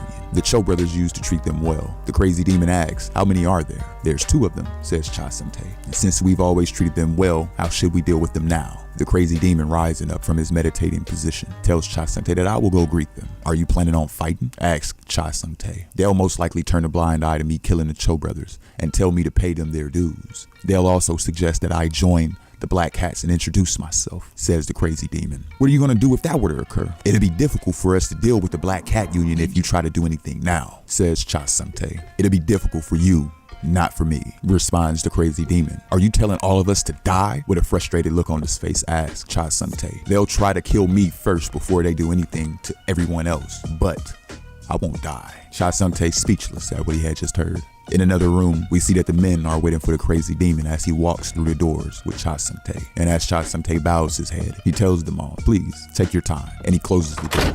The crazy demon sits down to talk to the 2 members of the Black Cat Union. And one of the men introduces himself. Black Cat Union Golden Peak Office affiliate, Jeon Pong. And I'm Han Go-wook from the Golden Peak Office. The crazy demon says nothing. And the men thinking to themselves, how dare he? Does he even know who we are? One of the men responds, I heard that you were the one that killed the Cho brothers. Is that true? The crazy demon says, yeah, it's the truth. Both of the men shocked at how nonchalant he responded. The crazy demon continues, why are you asking? By any chance, are you related to the Cho brothers? Wait, you have different surnames though. Both of the men looking at each other in confusion, thinks to themselves, who does he think he is that he can be this cocky? Does he think that he can beat anyone because he took care of the Cho brothers? Otherwise, it must mean that he's confident in his skills. As both of the men look on at the crazy demon a bit confused, the crazy demon says, what? Why are both of you so quiet? Both of the men speechless, starting to sweat a little bit. The crazy demon thinks to himself, oh, look at these guys. Maybe it's because they're here to collect funds, but they're pretty calm. One of the Black Hat members tells the crazy demon, Cho gave us permission to create a sect within the province, but you killed him. And, says the crazy demon, if we report this to the Black Cat Union, things will become difficult for you, since you have disrupted the work of the Black Cat Union, says the man. And the crazy demon, smiling a bit, says, I understand what you mean. What you're saying is that you want me to continue to pay you with the bribes like Cho had done before. And the man, looking a bit reassured, says, it seems that you're not a bad person after all. The crazy demon, raising up both of his hands, asks the man, let's have a drink. Miss Sun. As the woman walks into the room, she bows her head. And the crazy demon tells her, why don't you get some of that shitty Dukong alcohol and bring whatever snacks that you have. The woman thinks to herself, shitty Dukong? Oh, the prized Dukong liquor. I understand. And she bows and makes her way out of the room to go grab the liquor. Everyone in the room, speechless. The other Black Cat member says, the alcohol is one thing, but I hope we can clearly agree on the terms before we leave. And the crazy demon looks at him and he says, why don't we focus on the alcohol? The Black Cat Union member slams his hand down on the table and he says, you dare? We have had enough of this. Do you think that you'll get away with everything? And as the crazy demon looks on at the man, he says, do you want to try your hand at fighting me? Both of the men sweating at what they had just heard, confused at why the crazy demon is so confident. Does he have something in mind? They ask themselves. The crazy demon continues, let me ask you one thing. Do you think that the Black Cat Union can come here right now and save the both of you without anything happening to you? Think about it. If I was scared of the Black Cat Union, do you think I would have taken care of the Cho brothers? Oh my God. The men speechless, saying nothing, sweating profusely at what they had just heard. The crazy demon continues. Of course, I would assume that you had better skills than the 3 Cho brothers, since those 3 were sloppy. The men speechless. If you don't make a decision when Miss Sun comes back with the alcohol, I'll fight to the death with the 2 of you. I've already made up my mind, so think carefully. Oh, it seems that Miss Sun is back. The men not saying anything, just looking on at the crazy demon. And as the crazy demon deathly stares at both of the men, we see that Miss Sun is making her way back into the room. And as she looks up, she sees the atmosphere of the room and she's questioning what's going on. The Black Cat Union members, quickly changing their tune, says, don't worry, we'll be sure to put in a good word with the Black Cat Union, so there's no need to worry about it. Really, says the crazy demon. Okay, I'll believe you. While we're at it, it's great that you killed those fucking Cho brothers, says the Black Cat members. Yeah, we couldn't stand them at all, right? Says the crazy demon, agreeing with the Black Cat Union members. Everyone laughing, and in the next scene we can see that the 2 Black Cat members is hurriedly running away from the Plum Blossom brothel. And we see Cha Sung-tae asking the crazy demon, is it okay for us to let them go like that? The crazy demon responds, if I kill the 2 of them, the Black Mystic Union might use it as a pretext to come after us. And we get a footnote at this moment that the Black Cat Union has been changed to the Black Mystic Union, in name only, you know what I mean? The crazy demon continues. To them, it doesn't matter who's running the Ilian prefecture. They just need someone that obeys them. The crazy demon thinking to himself, in this vicinity, the only person that I need to be careful of would be the 12 Heavenly Palm Master, the Slaughterer. There's no need to draw his attention to us just yet. The crazy demon, looking over at Cha Sung-tae, tells him, I'll be in training for a period of time. Go confiscate each of the brothel owners' assets and manage them yourself. You will also be acting as the administrator of the Hao clan for the time being. Cha Sung-tae, a bit taken aback at what he just heard, says, what? You will be removed from that position if you try to misappropriate funds. So keep that in mind, says the crazy demon. What would happen to me if I get removed? Asks Cha Sung-tae. And the crazy demon simply says, death will await you. Shook at what he just heard, Cha Sung-tae says, what? That's unfair. The crazy demon says, it's up to me since I'm the clan leader. You know what? Sung-tae, congrats on becoming the administrator. You've succeeded in life. And hearing the sarcasm, Cha Sung-tae says nothing, just looks on at the crazy demon frustrated. The crazy demon smiling a bit as he walks away from the Plum Blossom brothel. And Cha Sung-tae says out loud, fuck, it's hard to make a living in Jianggu.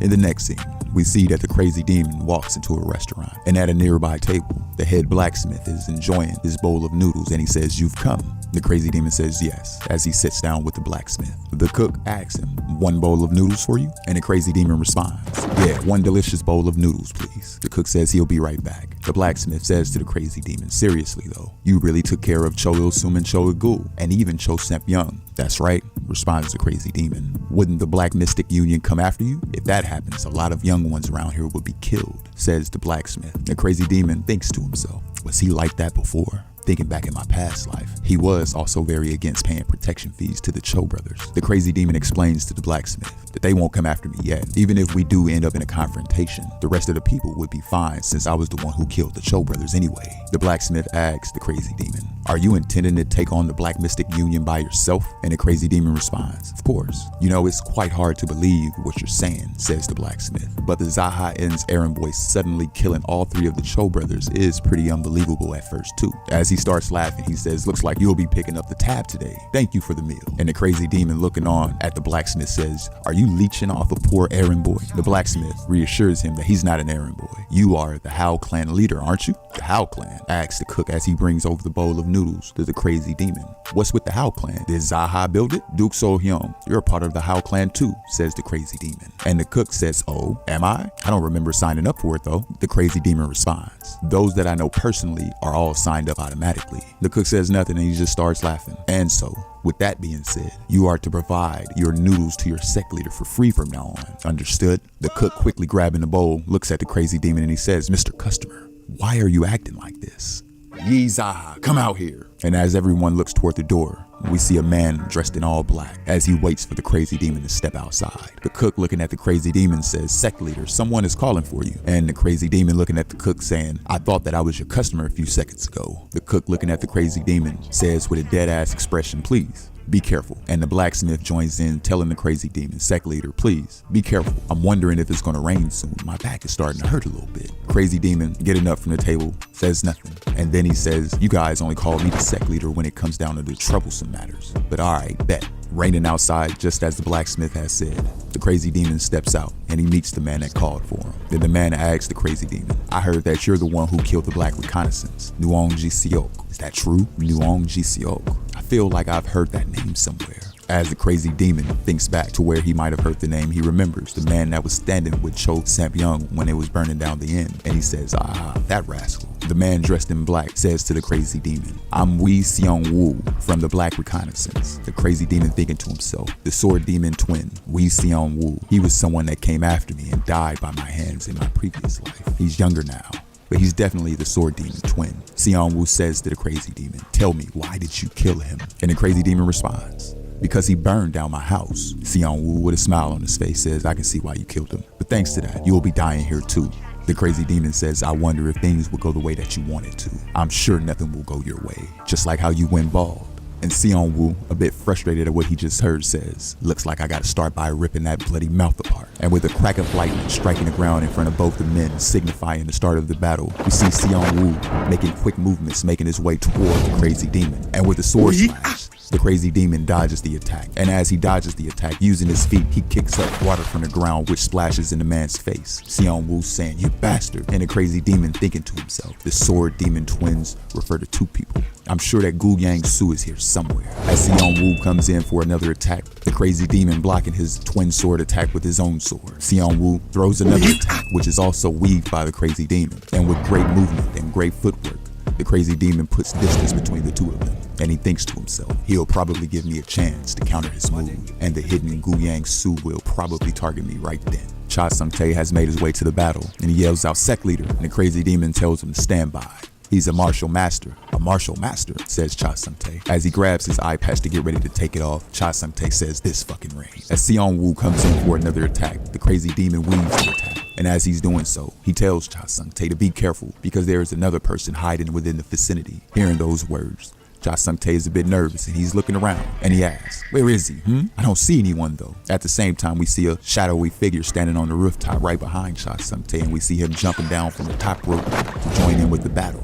He lands right beside Seong Woo. Cha Sung Tae, seeing the man, says, whoa, fuck, that scared the hell out of me. There really was another one. The crazy demon thinking to himself, the other one has finally appeared. Seong Woo says to the crazy demon, you knew that there were two of us from the start, huh? The crazy demon says nothing, just smiles a bit. Seong Woo says to the other man, junior brother, he's a martial master that's hiding his strength, so take caution. And the man says, all right, bet. In that moment, both men rush in toward the crazy demon. All three men glaring at each other as the battle is about to start. You fucking bald bastard, which stops the men in their tracks as they're rushing forward. Cha Sung Tae says, I'm joining as well, so you better watch your back, as he swings his sword to get in position to get ready to fight. He continues, do you know what people call me? It's okay if you don't know. You'll find out yourself once I've stabbed you. Prepare yourself, you fucking bastard. Everyone's speechless. Cha Sung Tae, getting ready to rush in, says, I'm joining in now, so let's fight fair and square. 2 on 2, you bald bastard. I'll start by breaking your head first. Show me your bald ass head. Upon hearing this, Seong Woo, angered by Cha Sung Tae's words, says, you. And he makes his way toward Cha Sung Tae, swinging his sword at him. Cha Sung Tae, raising his sword to receive the attack, successfully blocks the attack, but he flops on the ground, flipping 2 or 3 times until he comes to a stop, laying on the ground as if he were dead. The crazy demon looks on at him, a bit surprised, and as he looks on at him, he says, I'm not buying it, so get the fuck up already, you fucking bastard. And as he raises up off the ground as if nothing was really ever wrong with him in the first place, he says, really? Fuck. I got mud all over my clothes for nothing. The crazy demon looks at Cha Sung Tae and he asks, did you really think that would work? And Cha Sung Tae tells the crazy demon, if it wasn't raining, they would have fallen for it perfectly. I would have been able to cut their heads off cleanly the instant they let their guards down, says Cha Sung Tae to the crazy demon, which leaves the crazy demon speechless. Seong Woo, with veins coming from his head, says, these bastards, they're fooling around in front of us as if we ain't even standing here. And Cha Sung Tae, looking at the man, a bit speechless, he says to the crazy demon, that bald bastard is shivering though. Check him out. Since he doesn't have hair, it looks like the rain is dancing on his bald head. Hearing those words being mocked by Cha Sung Tae, the man, visibly frustrated, says, this bastard. And he quickly rushes in out of anger to attack Cha Sung Tae, screaming out, die. And Cha Sung Tae, looking at the man coming in for a quick attack, is saved by the crazy demon. And as the crazy demon smiles at the man comes in for another sword attack, which is also blocked. The man, frustrated and surprised that his attack was blocked not only the first time, but the second time. And the crazy demon making movements to get into his fighting position. Both of the men looking on at the crazy demon. And Cha Sung Tae thinks to himself, what the whoa. Everyone is in a standoff. Crazy demon thinking to himself, Thinking back, it's the first time I'm feeling something like this after I've returned from the past. Why is fighting so exhilarating? One of the men thinks to himself, is he smiling? And the crazy demon pulling out his sword from his sheath, aura emanating from his body and his sword. Everyone looks on surprised, both of the men trying to kill the crazy demon. The blacksmith, the cook, even Cha Sung-tae thinks to himself, there's crimson light surrounding his sword. Sword key. Everyone realizes that the crazy demon sword is covered within his key. Both men looks at each other, nods their head, and they rush in at the crazy demon, circling around him. As they get in closer and closer, they get close for the attack, and at that moment, the crazy demon slices through both of them. In one quick motion, we see blood splurting in the air, and we see both of the bodies of the men falling to the ground. And the crazy demon looks down at them. And Cha Sung-tae looking at the crazy demon, along with the cook and the blacksmith. The crazy demon saying nothing. Cha Sung-tae walks up to the crazy demon and he tells him, thank you for your hard work. The crazy demon responds, bastard, behave like you usually do. Cha Sung-tae asks the crazy demon, who are they? Black Reconnaissance. What? Says Cha Sung-tae. The Black Reconnaissance above the Black Mystic Union? This is getting kind of huge. The crazy demon says to Cha Sung-tae, I'm going to go take a shower. And Cha Sung-tae responds, all right, bet, I'll clean up this place. And next we see the crazy demon walking away from the battle.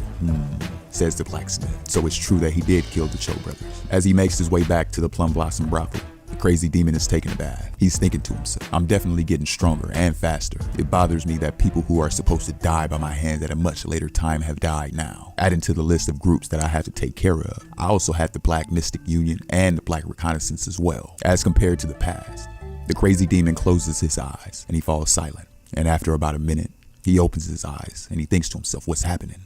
The sounds from outside suddenly quieted down.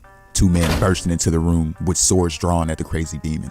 It's you guys, says the crazy demon. Come to find out that these two men are Lee brothel owner Sung Woo Gum and She brothel owner Yong Jong Gu. The crazy demon at first says nothing. And then he looks at the men and he asks them, did Cha Sung-tae put you up to this? Both men, without saying anything, lunges toward the crazy demon. And we see a sword slash cut across the bathtub. Water shooting up in the air everywhere and the bathtub seemingly destroyed. The two men cover their faces. And the crazy demon, jumping from the bathtub, lunges at the men and delivers two devastating gut punches to both of them. Both men sent flying across the room and crashing outside the doorway into the wall. Crazy demon thinks to himself, Sung Woo Gum and Yo Jung Gu, they probably attacked knowing that I wouldn't have any weapons since I was bathing. Was it Cha Sung-tae? As the crazy demon makes his way down the hallway, he runs into one of the workers within the Plum Blossom brothel and he asks him, where is Cha Sung-tae? Shaken, the man responds, he's not around. It would be better for you to be straight with me, says the crazy demon as he looks on at the worker. It's the truth. I haven't seen him since he left a while back. The crazy demon says nothing, turns to walk away from the man with a face of determination to find Cha Sung-tae. As the crazy demon is making his way through the Iliang prefecture looking for Cha Sung-tae, he thinks to himself, I don't know if Cha Sung-tae is involved in this attack, but anyone who bears their fangs at me will die. Come at me, you fucking bastards, bring it on. The crazy demon hears some yelling from across the wayside, and he thinks to himself, Cha Sung-tae. And as he begins to run through the streets, he sees dead bodies laying around everywhere. What's with all of these dead bodies?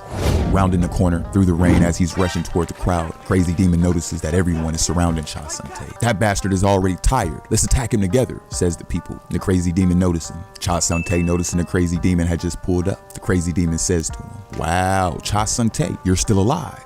Save me, please, yells out Cha Sung-tae to the crazy demon. He continues, you fucking bastards. The people who surrounded Cha Sung-tae stops for a moment and looks over at the crazy demon. Cha Sung-tae, raising his blade upward toward the crazy demon, says, what are you just standing there for? Save me already. Crazy demon, looking at Cha Sung-tae a bit frustrated, says, as a person being saved, do you have no shame? The people in the crowd turns around toward the crazy demon with their swords pointed at him, a bit nervous to make a move.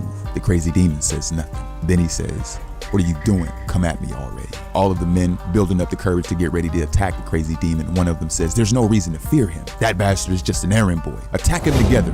And as they all rush in for an attack, crazy demon just stands there. And in the next moment, hush, hush, hush, boom! Everyone is thrown backwards that was within the crowd as they fall to the ground, knocked out or either dead. We hear Cha Sung-tae in the background saying, you fucking sons of bitches. You dare stab Cha Sung-tae in the back? As he lifts himself off the ground, the crazy demon looks at Cha Sung-tae, and with tears welling up in his eyes, Cha Sung-tae looks at the crazy demon and he asks him, did you come all the way here to save me? No, says the crazy demon. I was gonna kill you as soon as I found you. Me? What did I do? Says Cha Sung-tae. I thought you were somehow a part of this, responds the crazy demon. What? Did they come to you as well, clan leader? Yeah, I was having a very nice bath, but then Woo Gum and Jong Gu came for me. Holding on to his arm, Cha Sung-tae says, wow, those bastards. It seems like they don't understand. Even though martial masters stronger than the Cho brothers were killed after looking down on you, was the misunderstanding resolved after seeing me in a state like this? I'm not friends with those bastards, says Cha Sung-tae. And the crazy demon responds, yeah, it looks like you good. Cha Sung-tae just thinks to himself frustratingly, this inconsiderate fucker. After coming to kill me, this is how he think? The crazy demon says, Sung-tae, yes, these guys aren't even from the Black Mystic Union. How many more men from the Iliang Prefecture do I need to kill? Cha Sung-tae says nothing. The crazy demon continues. I guess they're looking down on me since I'm the Jaha Lee's errand boy. Then how many more men from the Iliang Prefecture must I kill for useless shit like this not to happen again? Cha Sung-tae bowing his head tells the crazy demon, I will take certain measures so that none of them would dare to look down on the clan leader. Do it right, says the crazy demon. And with his head still bowed, Cha Sung-tae says, okay. I said, do it right, once again, says the crazy demon. And Cha Sung-tae reassuring the crazy demon that he will do it right. And as the crazy demon walks away, he thinks to himself, man, I just took a bath. Another day has passed, and the sun is midway in the sky. And we see Cha Sung-tae dictating and delegating the people who are rebuilding the inn. And at the same time, the crazy demon is sitting within the Plum Blossom brothel, circulating his energy.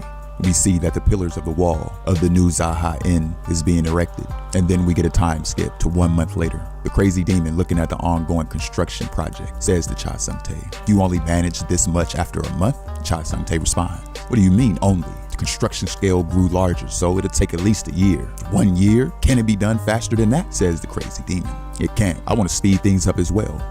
However, things won't get any faster if we just throw a bunch of random people at this project, says Cha Sung-tae, and the crazy demon says nothing. At the same time, I recently found a decent individual, so it's gotten somewhat faster. And at that moment, another man walks up toward Cha Sung-tae and the crazy demon. Cha Sung-tae turns and introduces the man to the crazy demon as the head of the construction team. We are then introduced to Yeon Ja-sung, and he says, you're back. The crazy demon, looking at Ja-sung, thinks to himself, he was a master artisan back when I was acting as the Ignoble's clan leader. To think that I see him here. Cha Sung-tae says to Ja-sung, good timing. Say hello. This is our clan leader. My name is Yeon Ja-sung. I've been introduced to this job by a recommendation from Mr. Cho Young, the Dragonhead Smithy. The crazy demon looks at Ja-sung and he says, nice to meet you. And Ja-sung, thinking out loud, says to the crazy demon, according to Mr. Gum, if I perform well during this job, he said that he may hand me the head position of the construction clan. He even said that I don't have to pay taxes to the set. Is that true? Asks Ja-sung to the crazy demon, and the crazy demon reassures him that it is. And as he smiles, he says, I was sold with just that. I will make the Jaha Inn into something marvelous. But before that, I have a favor to ask you. The crazy demon says, what is it?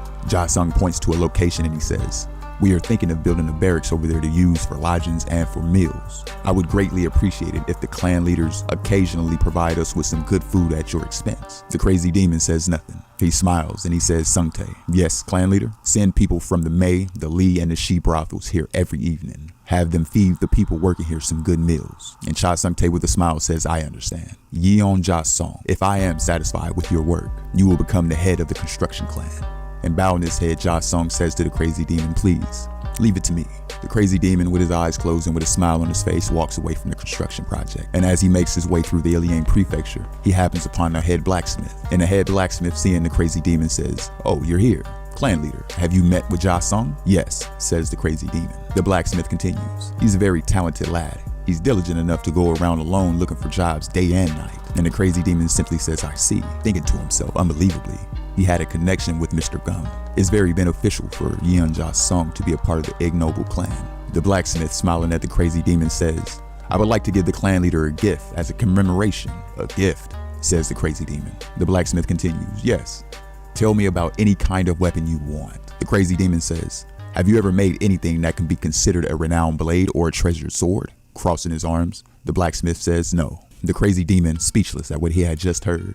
And the blacksmith continuing, you can't even sell it. And if word gets out, you'll be lucky if you're not killed after it gets stolen. Even if you get lucky and sell it at the right price, others will threaten you and make something similar. The crazy demon thinks to himself, it makes sense. And the head blacksmith says that's just how it is. As he continues to ponder what his next move is, the crazy demon says, then, regardless of its weight, I want a weapon that's completely dull, never breaks, never gets bent, and can never be outclassed by any other weapon. The blacksmith, thinking, says, if it's only sturdiness that you want, whether it be a staff, a stick, or a spear, Not even the form matters? The crazy demon says yes. And the blacksmith, with a smile on his face, says, I will keep that in mind. I'll give you a present someday. And with that, the crazy demon simply says that I will look forward to it. And he begins to walk away. As the crazy demon is making his way through the Iliang prefecture, he happens upon two other men who standing and staring him down in the middle of the street. The crazy demon looks at the men and he says, what the fuck are y'all looking at? And one of the men says, are you the brothel owner, Yi Jaha? The crazy demon says nothing, stares at the men. And as he brushes past both of them, he says, no, I'm just an errand boy.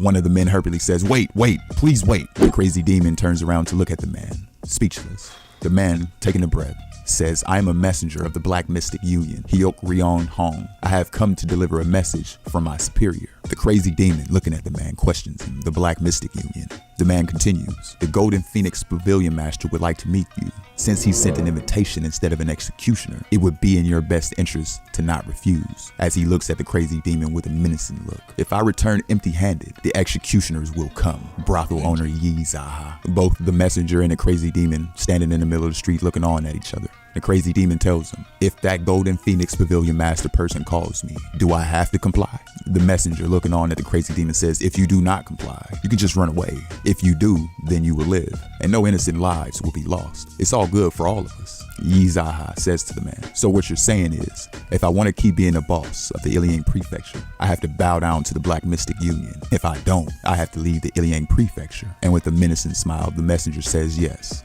The crazy demon, smiling back at the messenger, says to him, if I do that, I won't be called a man. I'll go meet him. And the messenger responds, shall I give you until the evening?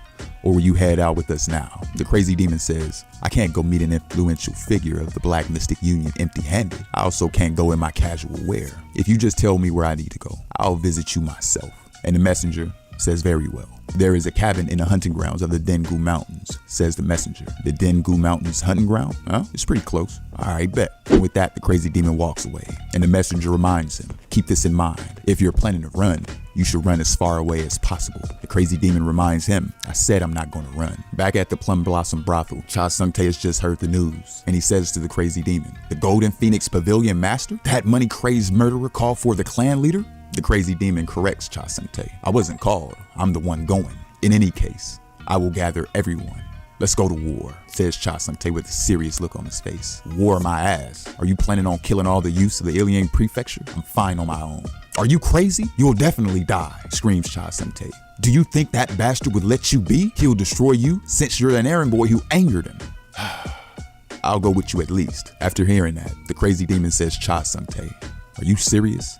Cha Sung-tae looks at the crazy demon without saying anything. And then he tilts his head down and he says, to be honest with you, I'm not serious. The crazy demon, a bit agitated at what he just heard, says, that goddamn mouth of yours. I'll be back, so just focus on recovery. As he turns to walk out the door, Cha Sung-tae says, clan leader. What? Says the crazy demon. Cha Sung-tae takes off his robe and he hands it to the crazy demon and he says, wear this at least.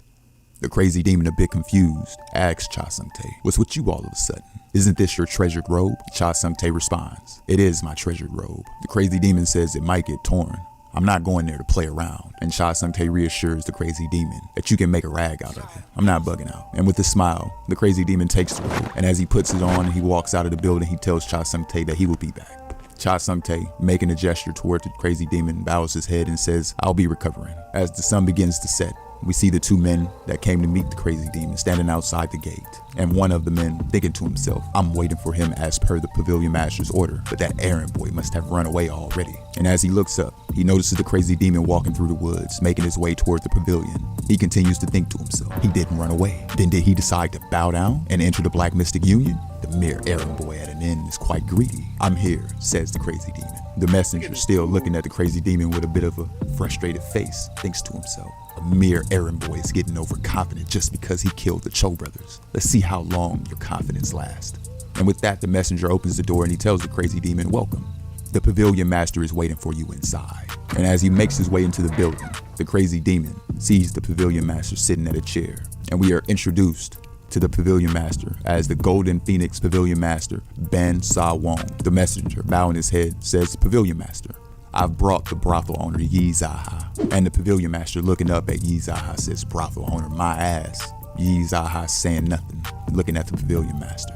The pavilion master continues, I wanted to see what the bastard who took over the 3 brothels looked like, but you look a lot younger and more arrogant than I expected.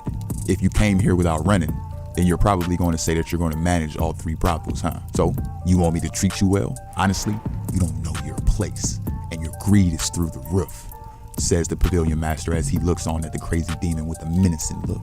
Not affected, not even in the least, the crazy demon says nothing, and he nonchalantly walks over and he sits down at the chair opposite of the pavilion master. A bit confused, the pavilion master says, "You insolent bastard, who the fuck said you can sit down?" And the crazy demon says, "Why do I need permission to sit down?" "What?" says the pavilion master. And as the atmosphere grows ever more tense, the messenger looks on at both of the men, thinks to himself, is that errand boy insane? It wouldn't be enough to crawl while bowing his head to the pavilion master, but he dares to. "You're crazy as well," says the pavilion master. "That is true," responds the crazy demon. And at that response, the pavilion master starts laughing. The crazy demon saying nothing. "What an amusing young lad. How old are you?" The crazy demon responds, "Why do you want to know? Did you call me here just to ask me for my age?" And with that response, the pavilion master says nothing. The crazy demon continues, "If that's all that you wanted to say, then it's my turn now, right?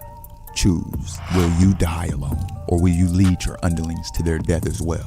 Angered at what he had just heard and veins popping out all over his face, the pavilion master says, "An arrogant errand boy dares to? It'll be difficult to spare you now." As he raises up from his seat, he takes his sword from his sheath, and the crazy demon, seeing his actions, quickly gets up and makes a quick movement and delivers a devastating roundhouse kick, which the pavilion master thinks is coming at his face, but it is delivered straight to his gut, sending the pavilion master flying backwards, sweating bullets and looking on at the crazy demon as the crazy demon looks at the pavilion master, managing to stay up on his feet, blood coming from his mouth, shaking at his knees.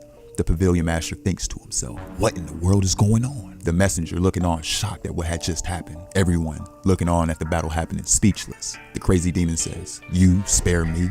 Here's the thing. I'm not someone who needs your fucking mercy." The pavilion master sweating bullets, speechless. The messenger looking on at both men as well, speechless.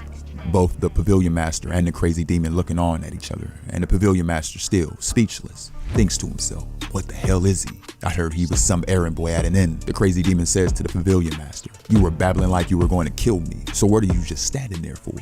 The pavilion master, enraged, raises his sword and he thinks to himself, I'll make the first move. And in that moment, the pavilion master lunges at the crazy demon with an attack. The crazy demon dodging the attack, making the pavilion master even more frustrated. More attacks come from all directions, but every attack is weaved by the crazy demon.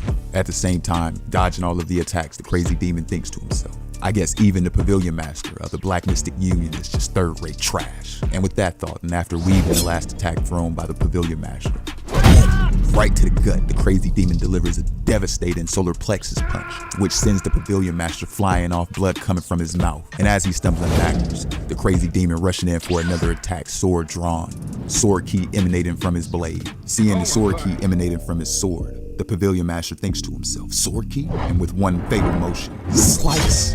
We see that the crazy demon has successfully cut off the head of the pavilion master as he looks on menacingly. The rest of the men who's watching the fight, shocked, confused, and in awe. The messenger himself can't believe his eyes. The crazy demon turns to the men and he says to them, you see this? This is what happens when you mess with an errand boy of the Ilian prefecture. The messenger thinking to himself, to think the pavilion master was defeated so easily. Who else wants to follow Ban Sawong to their deaths? All of the men saying nothing, looking on at the crazy demon. One man walks up to the crazy demon and he tells him, you have just attacked the Black Mystic Union. How are you going to handle the consequences? The crazy demon looking on at the man says, why does that bother you? You're all about to die here anyway. And at this revelation, all of the men start sweating bullets. The crazy demon continues. Now, kneel before I count to 3. I'll send whoever has straight knees to Ban Sawong, so do as you like. 1, 2, and at that moment, the man quickly falls to his knees. The rest of the men quickly follow in suit as they bow in front of the crazy demon. The crazy demon looking at all of the men thinks to himself, yes, the reason why I endured pain during internal energy cultivation, trained in martial arts, and meditated while fasting, and holding in my shit, all of that suffering was for moments like this.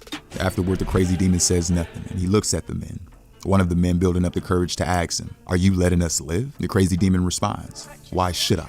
You said that you would spare us if we kneel. The crazy demon saying to the man, I said that I send you to the pavilion master if you don't kneel. I never said that I'll spare you. Please spare us, says the man to the crazy demon. The crazy demon once again asks him, why should I? If you're going to kill us all, then we have no choice but to fight back until we die.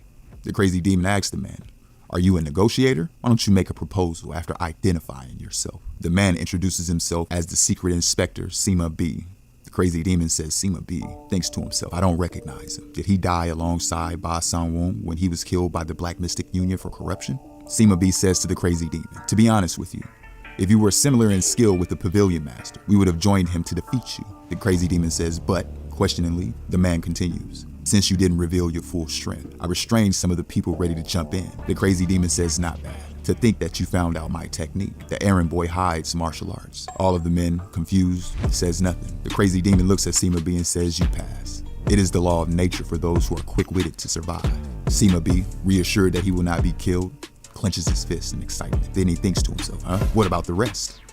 Of course, they have to die. They might inform the Black Mystic Union. If I go into an all-out war with the Black Mystic Union right now, it'll get tiresome. The rest of you, come at me. It's fine even if all of you come at me at once. The rest of the men, realizing that they might have to fight to the death, all begins to sweat a bit. A couple of them begins to draw out their sword from the sheath. Wait, says Sima B. Isn't it fine if we swear not to inform the Black Mystic Union about this matter? Holding back one of the men from drawing his sword. The crazy demon looking at Sima B asks him, how can I believe that? Sima B responds, then do you trust me? Of course not, says the crazy demon. Sima B left speechless. The crazy demon continues, no matter how I look at you, you seem to be the next person in charge after the Pavilion Master. Sima B, sweating a bit, looks up at the crazy demon and tells him that you are right. The crazy demon continues, I killed the Golden Phoenix Pavilion Master, your superior. Do you think you will be left alive if you report to the higher-ups without a scratch on your body? Sima B, sweating from the realization of what the crazy demon had just said. And the crazy demon continues, it's the same for them. They just watch from the sidelines as I killed the Golden Phoenix Pavilion Master. Even if you manage to stay alive, your reputations as traitors will never disappear. It's obvious how the Black Mystic Union will treat you after that. Hearing those words, Sima B says nothing. With that being said, let us begin. Hold on, I thought of a solution, says Sima B, and the crazy demon wonders what it is. Sima B continues, please make your decision after you hear my suggestion. I beg you. Crazy demon crossing his arms says, already? You must be the reincarnation of Zhuge Liang or Sima Yi to come up with a solution so quickly. I'm surprised, says the crazy demon. And Sima B quickly says to the crazy demon, we just need to embezzle the money in this cabin. We'll openly commit a crime, all of us together. Everyone's speechless, says nothing. Sima B continues, there's a large amount of money that the Pavilion Master embezzled here. If the higher-ups hear word of this, then the entirety of the Golden Phoenix Pavilion must die, since we kept our mouths shut and helped them do it. Then we'll take that money to Iliang Prefecture. We'll become accomplices to the crime since we moved the embezzled money on our own accord. The crazy demon asks him, so what you're saying is, since you can't report to the Black Mystic Union due to being accomplices to a crime, I have no need to kill you. Sima B responds, yes, it's better than dying here. The crazy demon thinks to himself, it's only annoying at this point. It won't matter if what I did gets out to the Black Mystic Union or whoever later on anyway. Let's do that, says the crazy demon to Sima B. And as he bows his head, Sima B says to the crazy demon, thank you very much. The crazy demon says, Soldier Sima, I will put you in charge of this matter. And Sima B, looking up at the crazy demon, responds, Soldier? Questioningly. The crazy demon answers, didn't you say that your surname was Sima? Yes, Sima B responds. Then you're Soldier Sima. The crazy demon continues to explain. Since early times in Jianggu, it was best for groups to recruit soldiers with Sima or Zhuge surnames. And Sima B questioningly asks the crazy demon, why is that? And the crazy demon without hesitation simply says, I don't know either. Everyone falls silent.